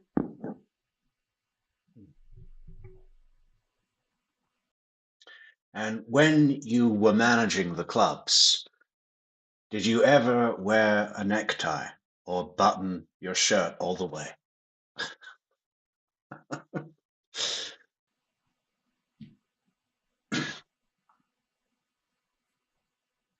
What city is Club Fade in? Hallandale Beach, inside Gulfstream Casino. And what is Gulfstream Casino in Gulfstream Park? Gulfstream Park and Casino is one and all. It's a racetrack, casino, and shopping center with various restaurants and clothing facilities. Okay, and is Hallandale kind of like in between Fort Lauderdale and Miami? Yeah, it's between Well, he's clearly from the Middle East, maybe Lebanon, Syria. Hollywood is the next city, and Aventura. But yeah, Miami and Fort Lauderdale is a bigger scope. Yes. Okay. Now you said today that it might have been 2012 to 2016 that you owned the club. You had a deposition in this case, right, where defense and the state had an opportunity to ask you questions? Yes. Okay. And that was in, let's see, January of 2022? Correct. Okay. I'm looking at page 18, lines 8 and 9. He's not Indian. He's from, he doesn't look particularly Turkish. His accent sounds Turkish. He could be Lebanese.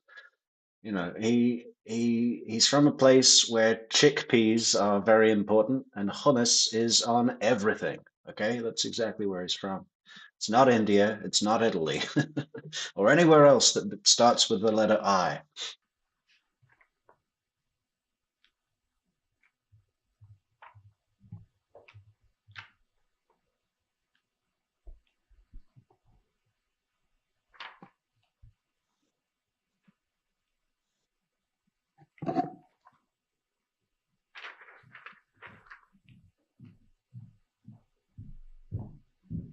You were asked a lot of questions that day. Okay. In that deposition, looking at lines 8 and 9, when you were asked when did you sell Club Fade, did you say 2016? Correct. Okay. So would 2012 to 2016 be more accurate? Correct. See if I can turn up this audio a little.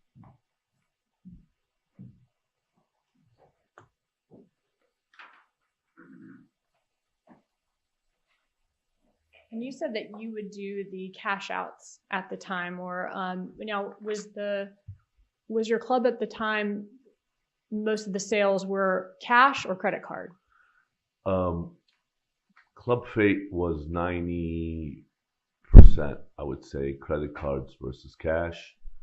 And the employees literally were carrying their own banks, so they will cash out the guest if there's cash involved, and they cash out at the end of the night with me, with surrendering how many credit cards and how many cash vouchers they had, and they cashed out at the end of the night. But 90% of the sales were credit cards.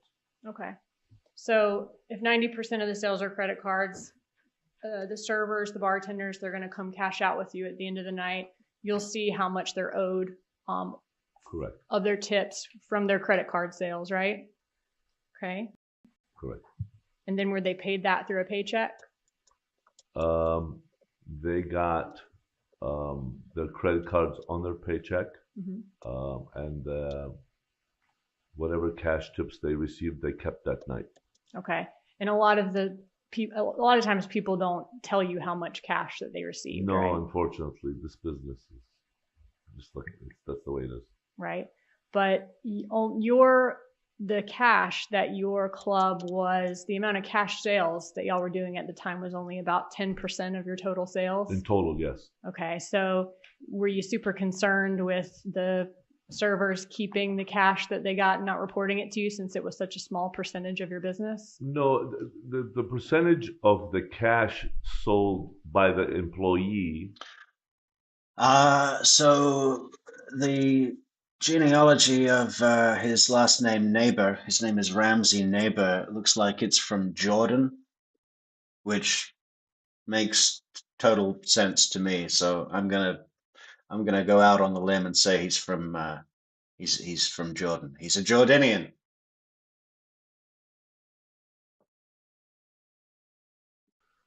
Is definitely paid to us 100%. The unknown part was the cash tips the employees making off that cash sale. Right. So we always declared 100% of their credit card tips to ADP or the payroll company, so so they can be taxed accordingly, from their pay. Right. Right. But I'm just saying sometimes they might not tell you exactly how much cash they were tipped. But they will almost 100% of the time never tell you how much cash they got. Right. But I guess my question is, but you knew that, but at the same time, the total amount of cash business y'all are doing is such a small percentage of your total business. Correct. That's not going to make or break you. No. Okay. No. Now, tell me about Gulfstream Park. What's that like? Gulfstream is a racetrack with a casino. That's the main attraction there. The shopping center, it has multiple different shops, including some chain operations such as Texas to Brazil, Brio, Three Forks. Unfortunately, through the years, Gulfstream has not done a good job in taking care of the people that are leasing from them, and so a lot of these restaurants have closed through the years. What's left is probably nominal compared to the number of businesses that were there initially. So what about, go ahead, I'm sorry. It's just a very transient place. It's in and out. People go in and go out. It's not, it wasn't a popular destination except for the casino part. Is it a high-end area? No. Is it a more white-collar, blue-collar area as far as the people that frequent that area? The racetrack attracted both. You have the white-collar and the blue-collar. The white-collar mostly are the horse owners, and the blue-collar is the ones that are betting on it. But it had both. Would the horse owners, the white-collar crowd, go to Club Fate? No.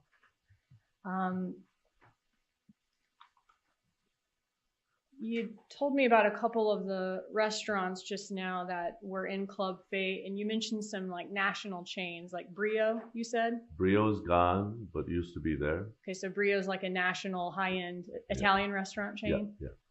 Laredo's, Laredo's, Three Forks is owned by the same chain. They went out of business there too. Laredo's is kind of like a high-end Mexican restaurant? Yeah. Okay. And Three Forks was a steakhouse. And so those national chains all brought nice restaurants there, but they ended up failing, ended up going out of business? Correct. Okay. And I've left a couple of items on the witness stand that I showed to defense right before you came on. That's going to be 86E through H. Do you see 86E through H? Yes. Okay. Do you recognize those to be showing the location of Club Fate and also the front door of Club Fate? Correct. Okay, are those true and accurate depictions of where it's located and what it looks like from the outside? Yes. Okay, at this time I'd move 86E through H into evidence. Any objection? No, Your Honor. All right, exhibit 86E through H, is that what you're saying? Yes, sir. All right, be admitted.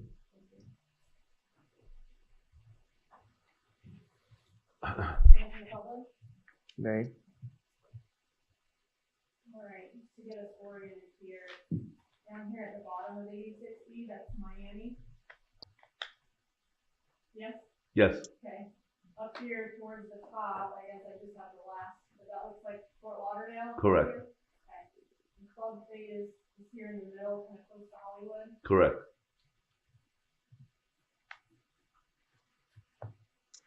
Closer up view of where Club Fate is in that area. That is correct. And so is this whole area right here Gulfstream Park? Yes, it is. This is a closer, even closer view of Gulfstream Park and Club Fate's location in that park. Correct. And that's right here, the red. Right. And what do we see in 86H? The elevator entrance to the second floor where Club Fate was, on top of Yard House. Okay. So if you wanted to enter Club Fate, or a customer would, they would come in the front door here. Okay, confirmed beyond any reasonable doubt. There it is. F-A-T-E. Fate. Not faith. They're going to take the elevator up that brings them to the second floor. Those small two windows are actually Club Fate. The large window is the lobby of the elevator area. Okay. And this restaurant is not connected to Club Fate? No, no. It's a different chain. That looks like kind of the service entrance maybe for that restaurant? I think it was the kitchen delivery area, yeah. Yeah, you know it's an exclusive establishment when your front door is next to the kitchen delivery area for the next door business.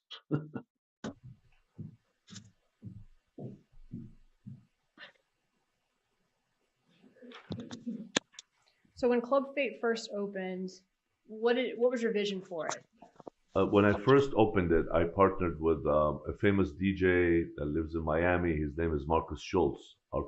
He's an electronic dance music icon in Miami, originally from Germany.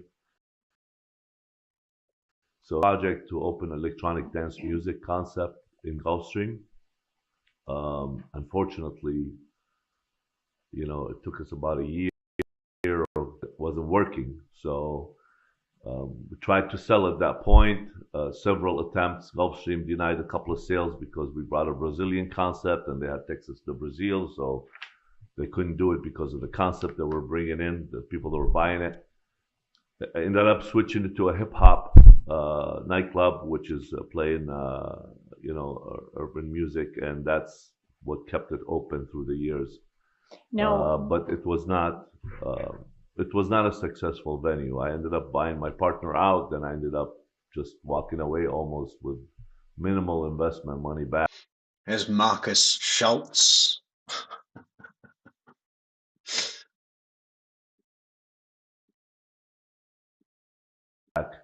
I sold half to one of my promoters who's operating it since that year until now. And with COVID and all that, it was closed for a couple of years by order of the governor. So I haven't even gotten my money out of it yet. Okay. Was it turned into a hip hop club after you sold it in 2016? The last year or maybe year and a half of me operating it, it was a hip hop club. So I would say 2014 and a half to 2016, it was hip hop for sure. Okay. Now, was it popular when you first opened it? Did y'all do well at first? It never did well. I mean, compared to what our expectation was, no. Okay. I guess the first 2 weeks, did y'all have more people than you had the rest of the time? We did because Marcus is very famous. Mm-hmm.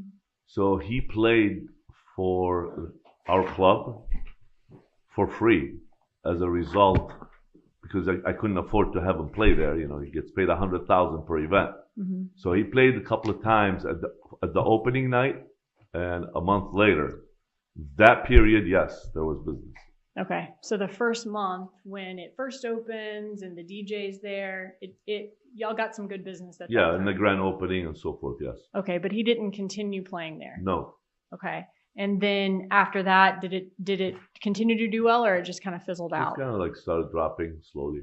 Tamarack, so pretty close to the Adelson Institute, right? Did y'all have celebrities that would come in? No celebrities, but we had some other named DJs play there, like David Tort and other names that are in the industry. Mm-hmm. And, those nights there'll be a little bit of action, but nothing really what we expected. It barely covered the cost of the DJ at that point because they're very expensive. Okay. Did you have high-end clientele that would come in and spend a lot of money? I would say it was mediocre. It wasn't high-end, no. Okay.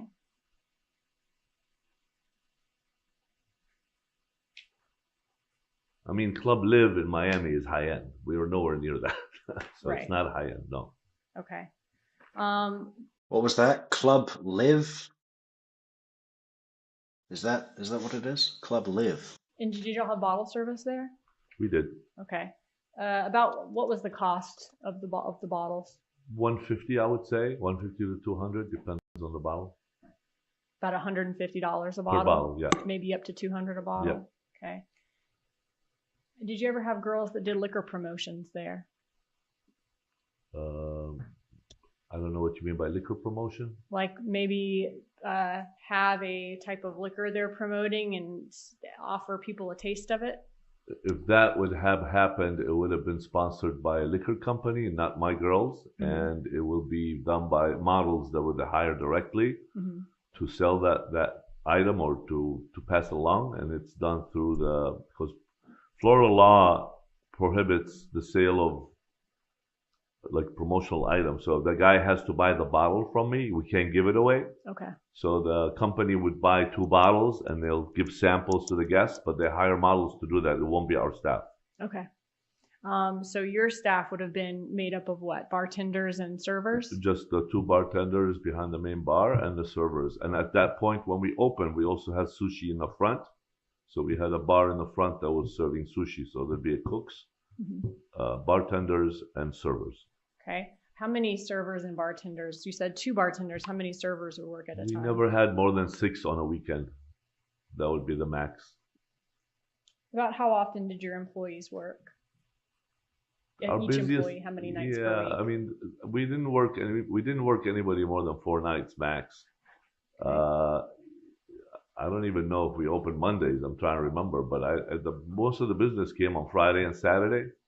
And when one busy night, the weekday night would have been like ladies' night, Wednesday or Thursday. Club Live, everybody. I guess it is considered exclusive if they have a parking spot for your $100 million yacht. Okay. Fantastic parking at Club Live, Miami. Or what do you call it? Docking. If you have docking spaces at your club, I guess you could say it's high end. But yeah, okay. They've got a budget for the decor and the lighting. Okay, well, you know, I guess I'd go for an hour.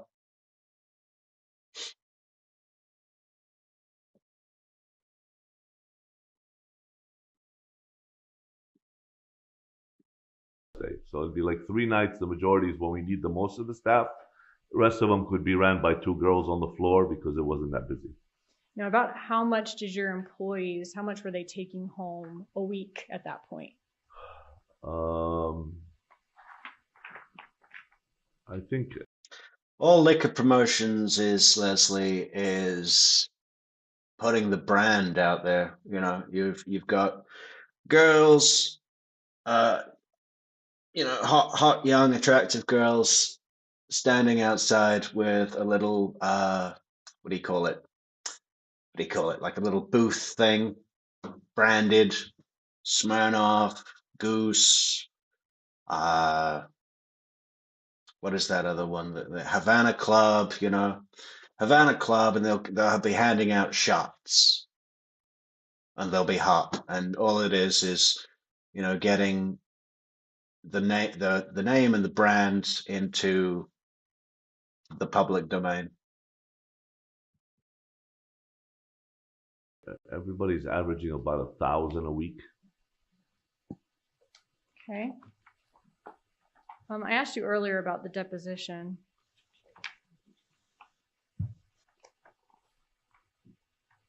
Looking at page 11 through 11, page 11, lines 13 through 19.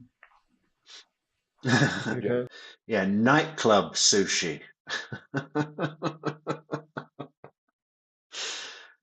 Yeah, because they nightclubs are renowned for taking fresh fish seriously. Improper refreshment. The witness didn't say he didn't remember. Well, you're refreshing his recollection, or you're impeaching him? Right. You may proceed. Objections. Overruled. Same as the prior objection as to impeaching your own witness. Right. Overruled. Right. I'm going to show you page 11, lines 11 through 19. If you could just read that for yourself. Okay. 11 through 19. Sorry. I'm sorry. Right here. 17. Yes, 18 and 19. 18. Okay.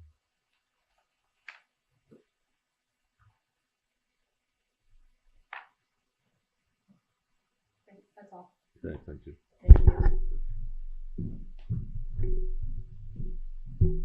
All right, so in that statement, you said that everybody in the bar was averaging about $500 to $600 a week. Yeah, I think there we were talking about tips. Okay. So if you add up the tips and the hours, it's going to be a little bit higher. But Okay. depends on how many shifts you worked. If you worked, it was if you go further, I think we said about $250 a shift was like a good day for them. Oh, I'm So it sorry, depends on how Leslie. many I thought you shifts were really had. So asking. if you had 4 shifts, you're making 800. If you had 3 shifts, you're making 600. Mm-hmm. So it depends on how many shifts you had. Okay. So, I mean, you have to put it in the content of the rest of it. But, it was $200, $250 per employee a night was a good night. Okay. Thank you for clearing that up. So a good night for your employees was $200 to $250 a night, depending on how many. Okay, now everyone needs to post what the worst thing they've ever eaten in a nightclub is. I mean, who the fuck eats in a nightclub? Okay, let me think.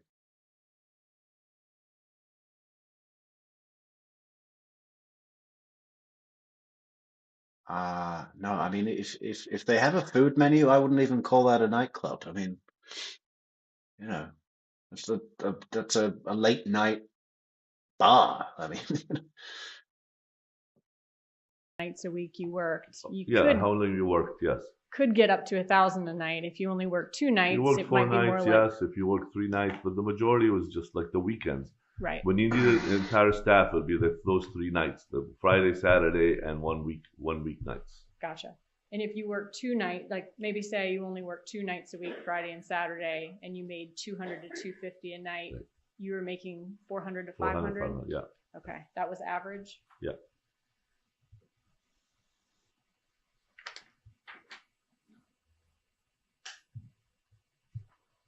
I guess, y'all obviously had a bar in your club, and you Correct. said you had sushi in the front. What was the rest of the club like? What was the layout? It was a booth, one large booth in the front, and there was 8 booths in the main club area, Mhm. and the rest is stand up, and there was some seating in the front on high tops for the sushi area, Okay, so sushi high tops, or and you- a patio. I'm sorry, and a patio. okay, thank you.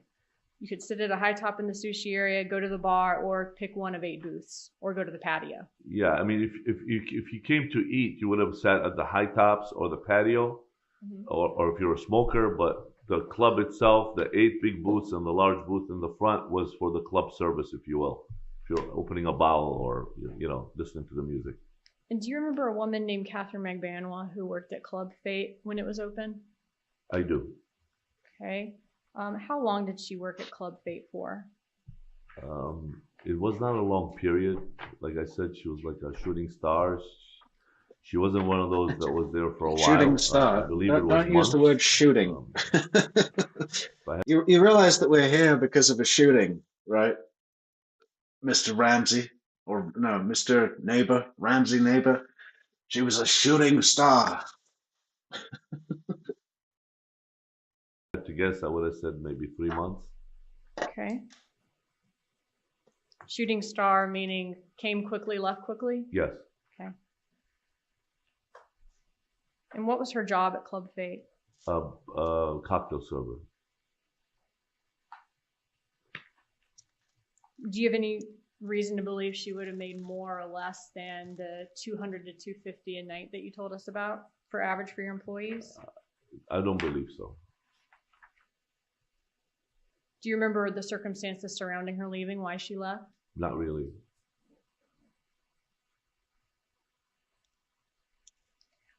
Did you keep employee She just stopped records coming in. when you owned the club?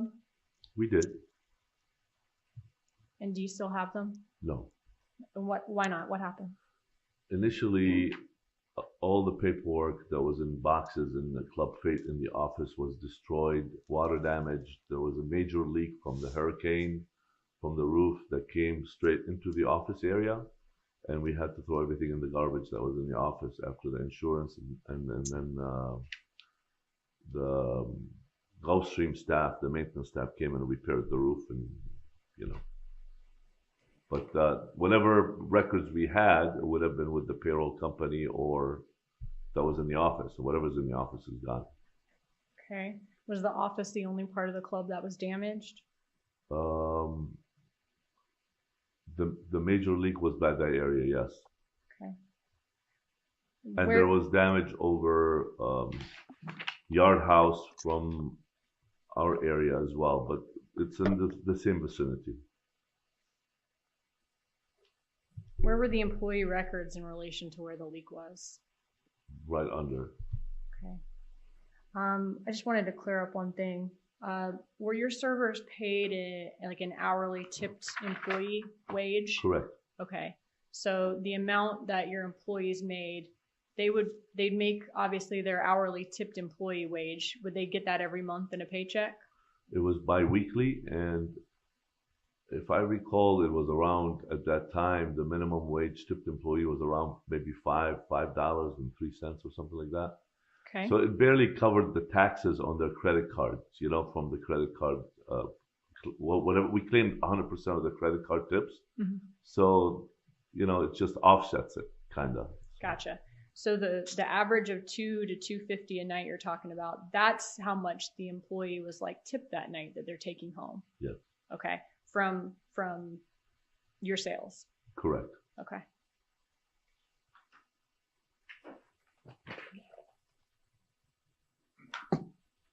That's all I have. Thank you. Cross-examination. Sure. Christopher the Coast is back.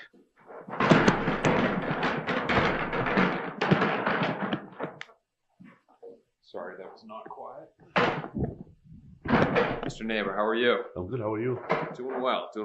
Why do they have to move the podium every time they, like, just put it in a neutral place? Well, this shouldn't be too long. Now, you referenced a moment ago Club Live. Live, yeah. Now, for the jurors here, if you could describe what Club Live is. You compared it to your club. Club Live is the club, right? It's the club, yeah. It's run by David Grutman with Groot Hospitality, and it is the model that all other nightclubs hope to have. Correct. A capacity of what, 10, 20,000? No. I could be way off on those Yeah, numbers. you're way off on that. Live's capacity maybe 2,000. And that's within an amphitheater at the Fontainebleau Hotel where the likes of Frank Sinatra used to sit. It used to be that, yeah.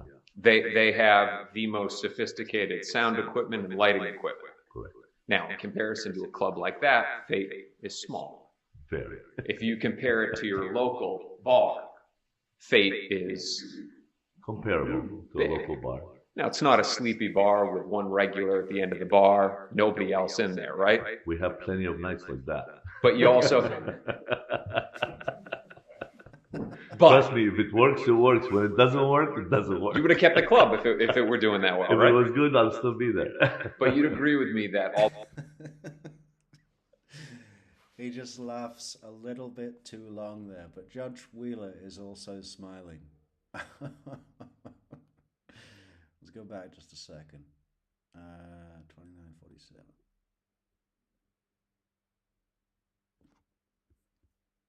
equipment and lighting equipment. Correct. Now, in comparison to a club like that, Fate is small. Fair. If you compare it to your local bar, Fate is Comparable to a local bar.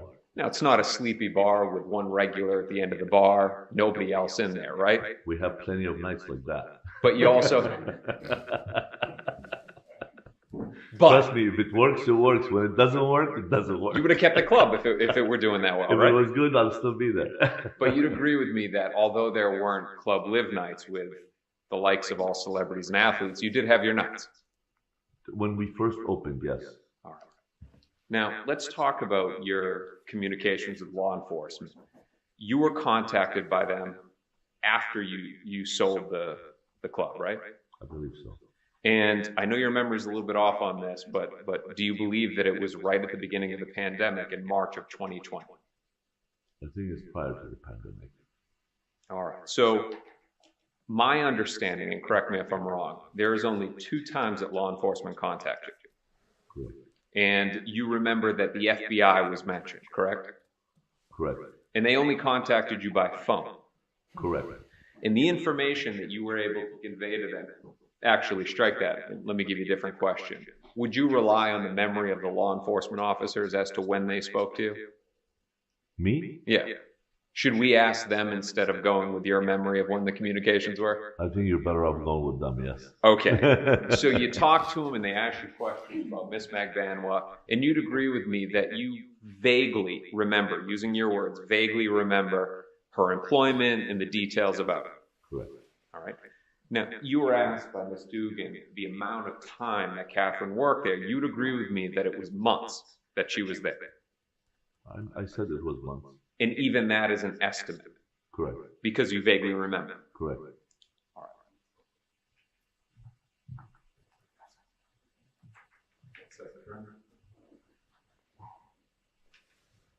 If I get one more moment.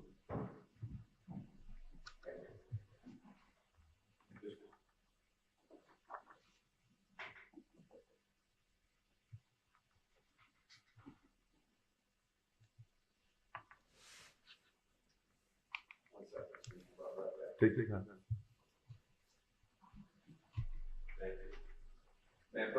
May? This guy is pretty much sinking Katie's defense about having all this cash that she saved up for her boob job and that deposited in multiple banks, different deposits, each bank per day, in the same day. You know, she's trying to say, oh yeah, that money, we were making a lot of money at the clubs, $1,500 a day. He's like, yeah, we didn't do that well. We had plenty of sleepy nights with one guy at the end of the bar. She maybe made a couple of hundred a day if she was lucky on a good day. Mr. Dave, I'm showing you the Green Rock with Defense 18.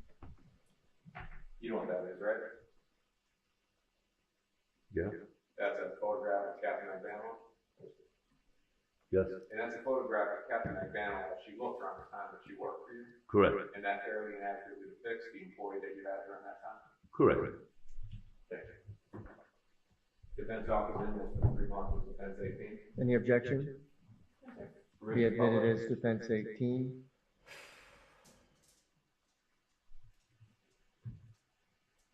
Okay, so Mr. Neighbor. And there she is in all her glory. With the new fun bags. the big old specs. I want to make sure you're going to have to explain this to me because even I was a little bit confused. So your employees are making on average, and again, these are rough estimates, correct? Is that correct? Correct. $500 to $600 per week. I would say so. Now, and walk me through, and I apologize if I'm confusing your words. So I come into Club Fade and I get bottles, I get sushi, whatever it is, and I pay on my credit card and I tip on my credit card. Correct. That's the information that you as the owner know about. And then you pay out the tip portion to the employee. Correct. Now, if I come in there and I use my credit card and I buy a bunch of stuff and then my buddy goes, you know what? You paid for the sushi and you paid for the booze. Let me pay the tip in cash. Oh, yeah, sorry. My headphones just ran out of battery and, well, let me see if...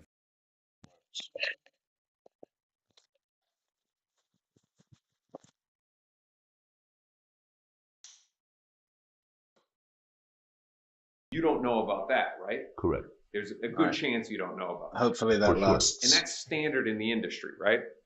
Correct. With respect to tips. Correct. Now, if I come in and it's just cash and I pay for whatever it is I'm buying in cash and I tip in cash, those tips as well too, you as the owner, you wouldn't know about. I wouldn't know the cash part of it. No, I know about the cash sale, but I don't know about how much the person left them. You know the cash sale because you're going to ring up the drinks and ring up. Well, they can't get the drink without a ticket, printing at the bar or at the food station. So I'll know it was rang up. So that $500 to $600, that can be put in the credit card pot, but we don't know the cash amount. We don't know the cash amount tip the employees making of a cash sale. That is correct. So if it's $100, $200, $300 in tips, it would be the $500 to $600 plus any of the cash tips. If that's the case, yes. Now, is it not He keeps looking at the picture. encouraged in the industry for servers to get cash tips because it offsets the tax liability for the business? Encouraged, all restaurants prefer cash, of course, over credit. However, in the Thank you, Jane. in the nightclub business, especially in that area, until it's now, even my restaurant now, the cash sales does not exceed 10% of the gross sales of the restaurant. This day and age, cash has become, it's a commodity that's not available in our restaurant business. It's all credit cards right now. Yeah. Now, 8 years ago, though. Now, if the clientele was, for example, hip hop, that formula switches completely from 90-10 to possibly, 60% cash, 40% credit cards. Right. So it switches if it depends on the concept that you have. But as an electronic dance music nightclub that we were, we knew it's going to be 90% credit cards. You'd agree with me, though, that there was a little bit more use of cash back in 2014 than there is now in 2022? Oh, yeah, I would say that, yeah. All right. In the point that we're trying to make, I'm not trying to change your 90%, but you as the owner, you don't know. It's $500 to $600 average plus cash tips. Yeah, I don't know what they made in cash tips. That is true. All right. Now, the records. That's my last topic. The records that you have. The records, yeah. There were employee records for Catherine Magbanua. No doubt about that, right? Well, she would have had to fill out her W-2s, her 1099, her picture, her social security, picture of her ID. It has to be in her file. All that was in the office. Now that would also have the information as to what you're giving the rough estimates on, the $500 to $600. We would be able to know the exact amounts, right? The payroll amounts. Not from the record. We wouldn't. The payroll is with the payroll company. That has nothing to do with the file. The file doesn't have. We don't have a copy of their paycheck in the file. But you do have a copy of the check that you'd write to them on the credit card tips, right? Stuff like that. Let me withdraw that and ask it a different way. Within that box of records that was destroyed, you would have records of what you paid Miss Magbanua. Correct. Okay, but unfortunately, that happened to be in a paper box in the exact corner of your office where there was a flood and it all got ruined. So we It don't. wasn't just one box; it was 10 boxes. But those 10 boxes. It wasn't just hers; it was everybody else's. Oh no. I'm not trying to say like why were hers just in the corner, but you agree with me that in the office you've got boxes in the corner and there's a flood literally. Yeah. Computer, everything underneath that was destroyed.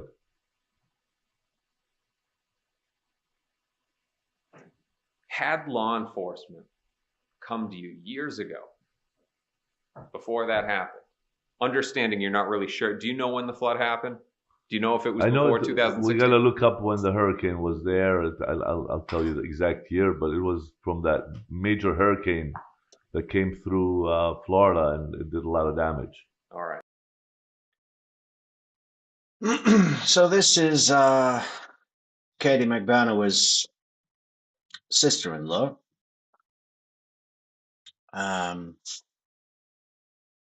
Samantha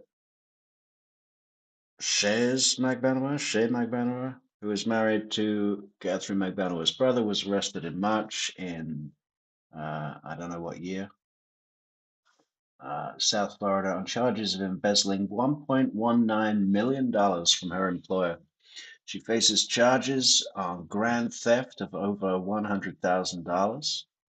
After her arrest by the Plantation Police Department, the 46-year-old's case could be of particular importance to prosecutors in Tallahassee, who have long sought to suss out who is paying for Catherine Magbanua's legal defense on her charges of murder, conspiracy to commit charges of murder, and solicitation of murder in connection with the Florida State's law professor July 2014 killing. But the payment for Catherine Magbanua's legal fees in her sister-in-law's embezzlement case may be tough to link, said Assistant State Attorney Georgia Kappelman. They're looking at that, she said. It's going to be hard to prove. Magbanua's attorneys Krista Coast and Tarek Was say they are far removed from the arrest of her sister-in-law and the money she is suspected of stealing. For 26 years, Samantha Magbanua worked for Quintana, Lopez, Donahue, and Gonzalez, a plantation-certified public accounting firm. Last September, the owners of the firm became suspicious that she had been stealing money from them when they noticed their general business account had been nearly depleted of funds over several years.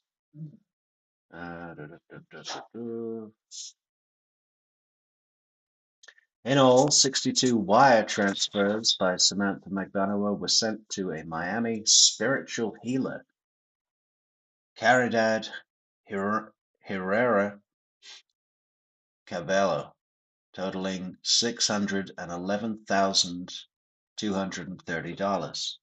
Samantha told investigators that Cabello thought through her sister-in-law, Catherine Magbanua. Investigators also found that between October 2015 and August 2017, $332,000 were wired from her employer's account into 4 personal accounts of Samantha Magbanua.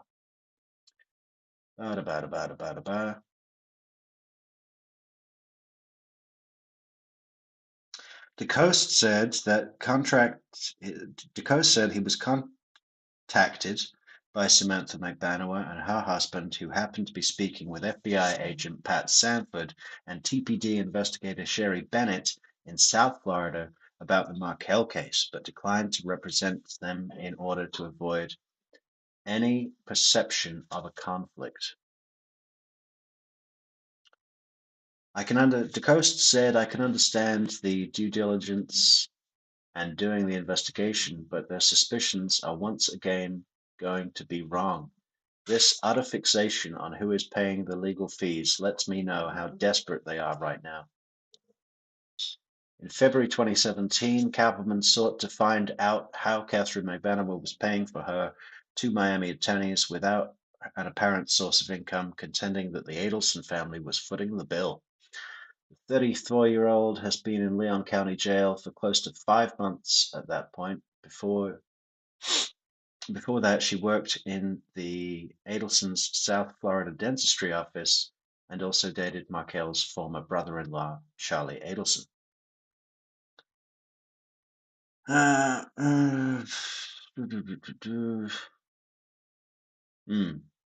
Interesting. You'd agree with me, though, that the chances of getting the documents, whether they were, wet and partially destroyed or even replacing it, it would have been better to get in touch with you back years ago in 2016, 17, 18, instead of waiting until the next decade. All I know is there was 2 attempts from them to speak to me. Well after you sold the club. No. One, I don't know the exact times. I really don't. I'll be lying if I told you what time and when. I remember a phone call with a message left on my voicemail saying, I'm so-and-so with the FBI, give me a call back. Okay. We're trying to get to you. The club is closed. We can't get in. And it would have been during the day. Probably they're trying to come talk to somebody in the office, and we don't open during the day. If I were to tell you that first communication were 2020, and I understand you, I'm not asking you to agree. I'll take your word for it because I have no recollection of when. Okay. So, if it were 2020, which it was. Objection to counsel testifying. That's sustained. You just Okay. said you weren't going to suggest and make them agree, and that's exactly what you're doing. Okay, Your Honor, I'll phrase it in a different way. Please. Okay, so Mr. Neighbor, had law enforcement come to you before 2020, would there not have been a greater chance of getting the documentation and the exact numbers from Ms. Magbanua? I don't know if they could because in 2016, I didn't have keys for the place anymore, so I couldn't I don't have access to the place since the partner, the guy that took over as the managing of the business, Philip Houston. I don't have keys to the business till this day, so I don't have access to see what was in the office. And that's what I told them at that time, that I did not have, I don't know what part of the damage was part of hers or not, but I didn't have access to it, period. Right. So. Now, is there any doubt in your mind whatsoever that Catherine Magbanua worked at your business, Club Fit? No, she worked at the club, yes. Should any financial analysis of her income not include employment with your business? If you need me to re-ask that, let me know. Yeah. If there was financial analysis done of Ms. Magbanua over the years, would it be wrong for it not to include the time that she worked for you at Club Fit? No, it should include Club Fit, yeah. Because she worked it. Yes. I'm showing you now what's been entered in as government's 86B. Do you know what that is? It's a hip hop bar in Hollywood, Florida. All right. Are you close with any of the owners there? No, I did purchase some of their old couches for Club Fit. What are the chances? All right. You don't know how much this. I love this guy. I did purchase some of their old couches for my luxury bar. Servers make there, do you? I have no clue, but I know it's a different clientele. Now, if we were to want to know the level of income of the bottle service in that club, that how much somebody would make, we should have somebody come here from that club, right? If you say so. All right. No, I'm asking you. If you want to know what they make there, I would ask them, yes. 1 second, Director.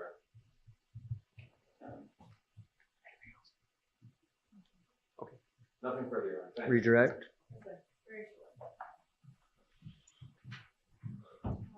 Defense said that Catherine Magbanua worked for you for months. You precisely said not more than 3 months, right? Correct. Okay. And you said made money when it first opened. Are you talking about that month time period that you told me about? Correct. Okay. And then after that, you said it didn't work. Yeah. If it had worked, you'd still be running it and own it. Okay. And in your experience in the restaurant and nightclub business, when most people, you said 90% of your business is from credit cards or your sales. When people buy dinner, bottle, drinks, whatever on their credit card, do they also put a tip on that credit card too? Correct. Okay. That's all. Thank you. We can release the witness. Yes, sir. All right, thank you, sir. Feel free to go. Thank you, Ron. All right, have a good day. State may call its next witness. June Umchinda. Okay, that's going to be a little longer of a witness. And we're just over the 4-hour mark. So we are wrapping it up.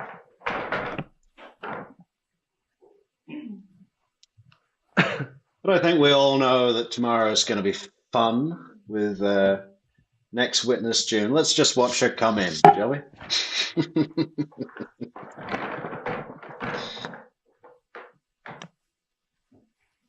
Where is June? Did you enjoy your tour of the courthouse? Oh, I've been here before.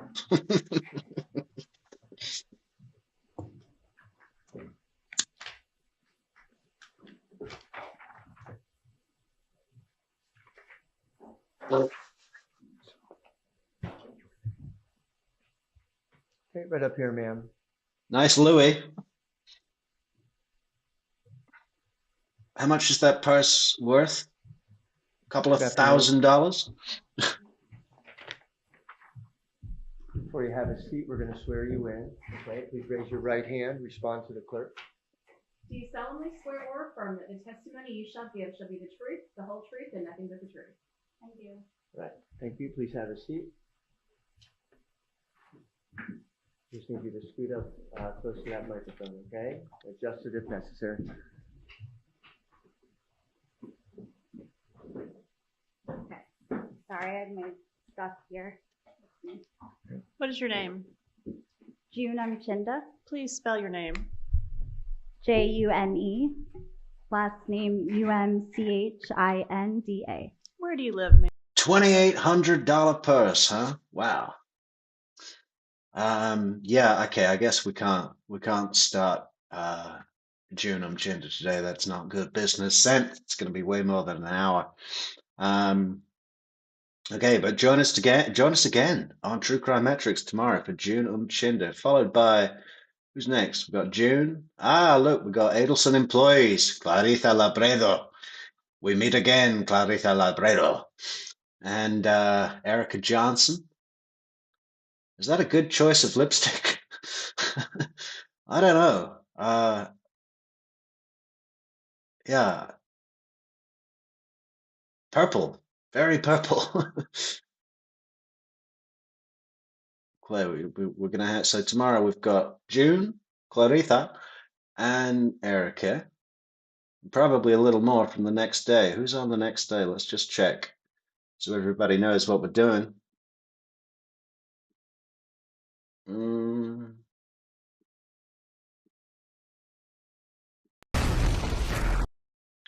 Then it's going to be, I think that's Sherry Bennett, maybe?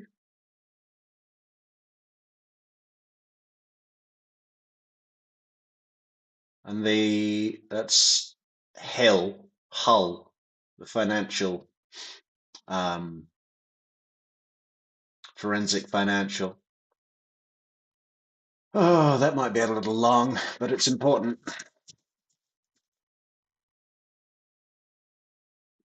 God, it's real long. Fucking hell. Okay, we might have to get a little creative on the financial analyst. And that, I think that's the guy who did the wiretap enhancement, isn't it? In not wiretap, the Dolce Vita recordings. So he did some real good work. And then Pat Sanford.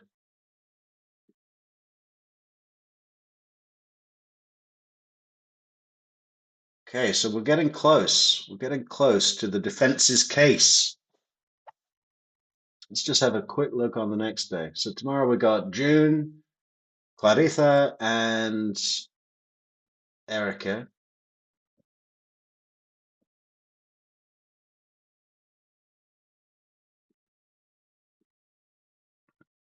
Where are we going to be on day 6? Day 6 is going to be. Ooh, General Ison's back. Look at him.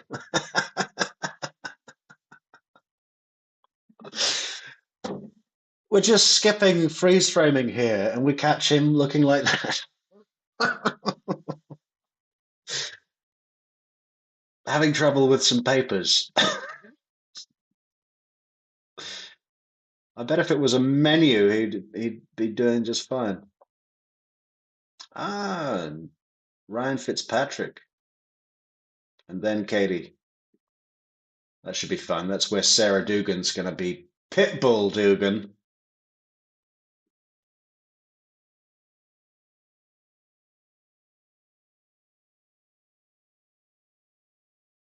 Okay, looking good, guys. Looking good. We're getting through it. We're getting through it. Okay, but we're going to say good night to everybody right now. It's 4:56 a.m. Yeah, don't be an Adelson. Don't be a Magbanua. Don't be a Magbanua sister-in-law embezzling all that money from the accountant firm. Oh my gosh. Okay, yeah, no, just be kind to each other. Be easy. Do leave a like on the video on your way out, and we'll see you tomorrow for more true crime Metrix. Where's our music to play out? Well, it's right here, of course. Somewhere. There we go. Catch you later, guys.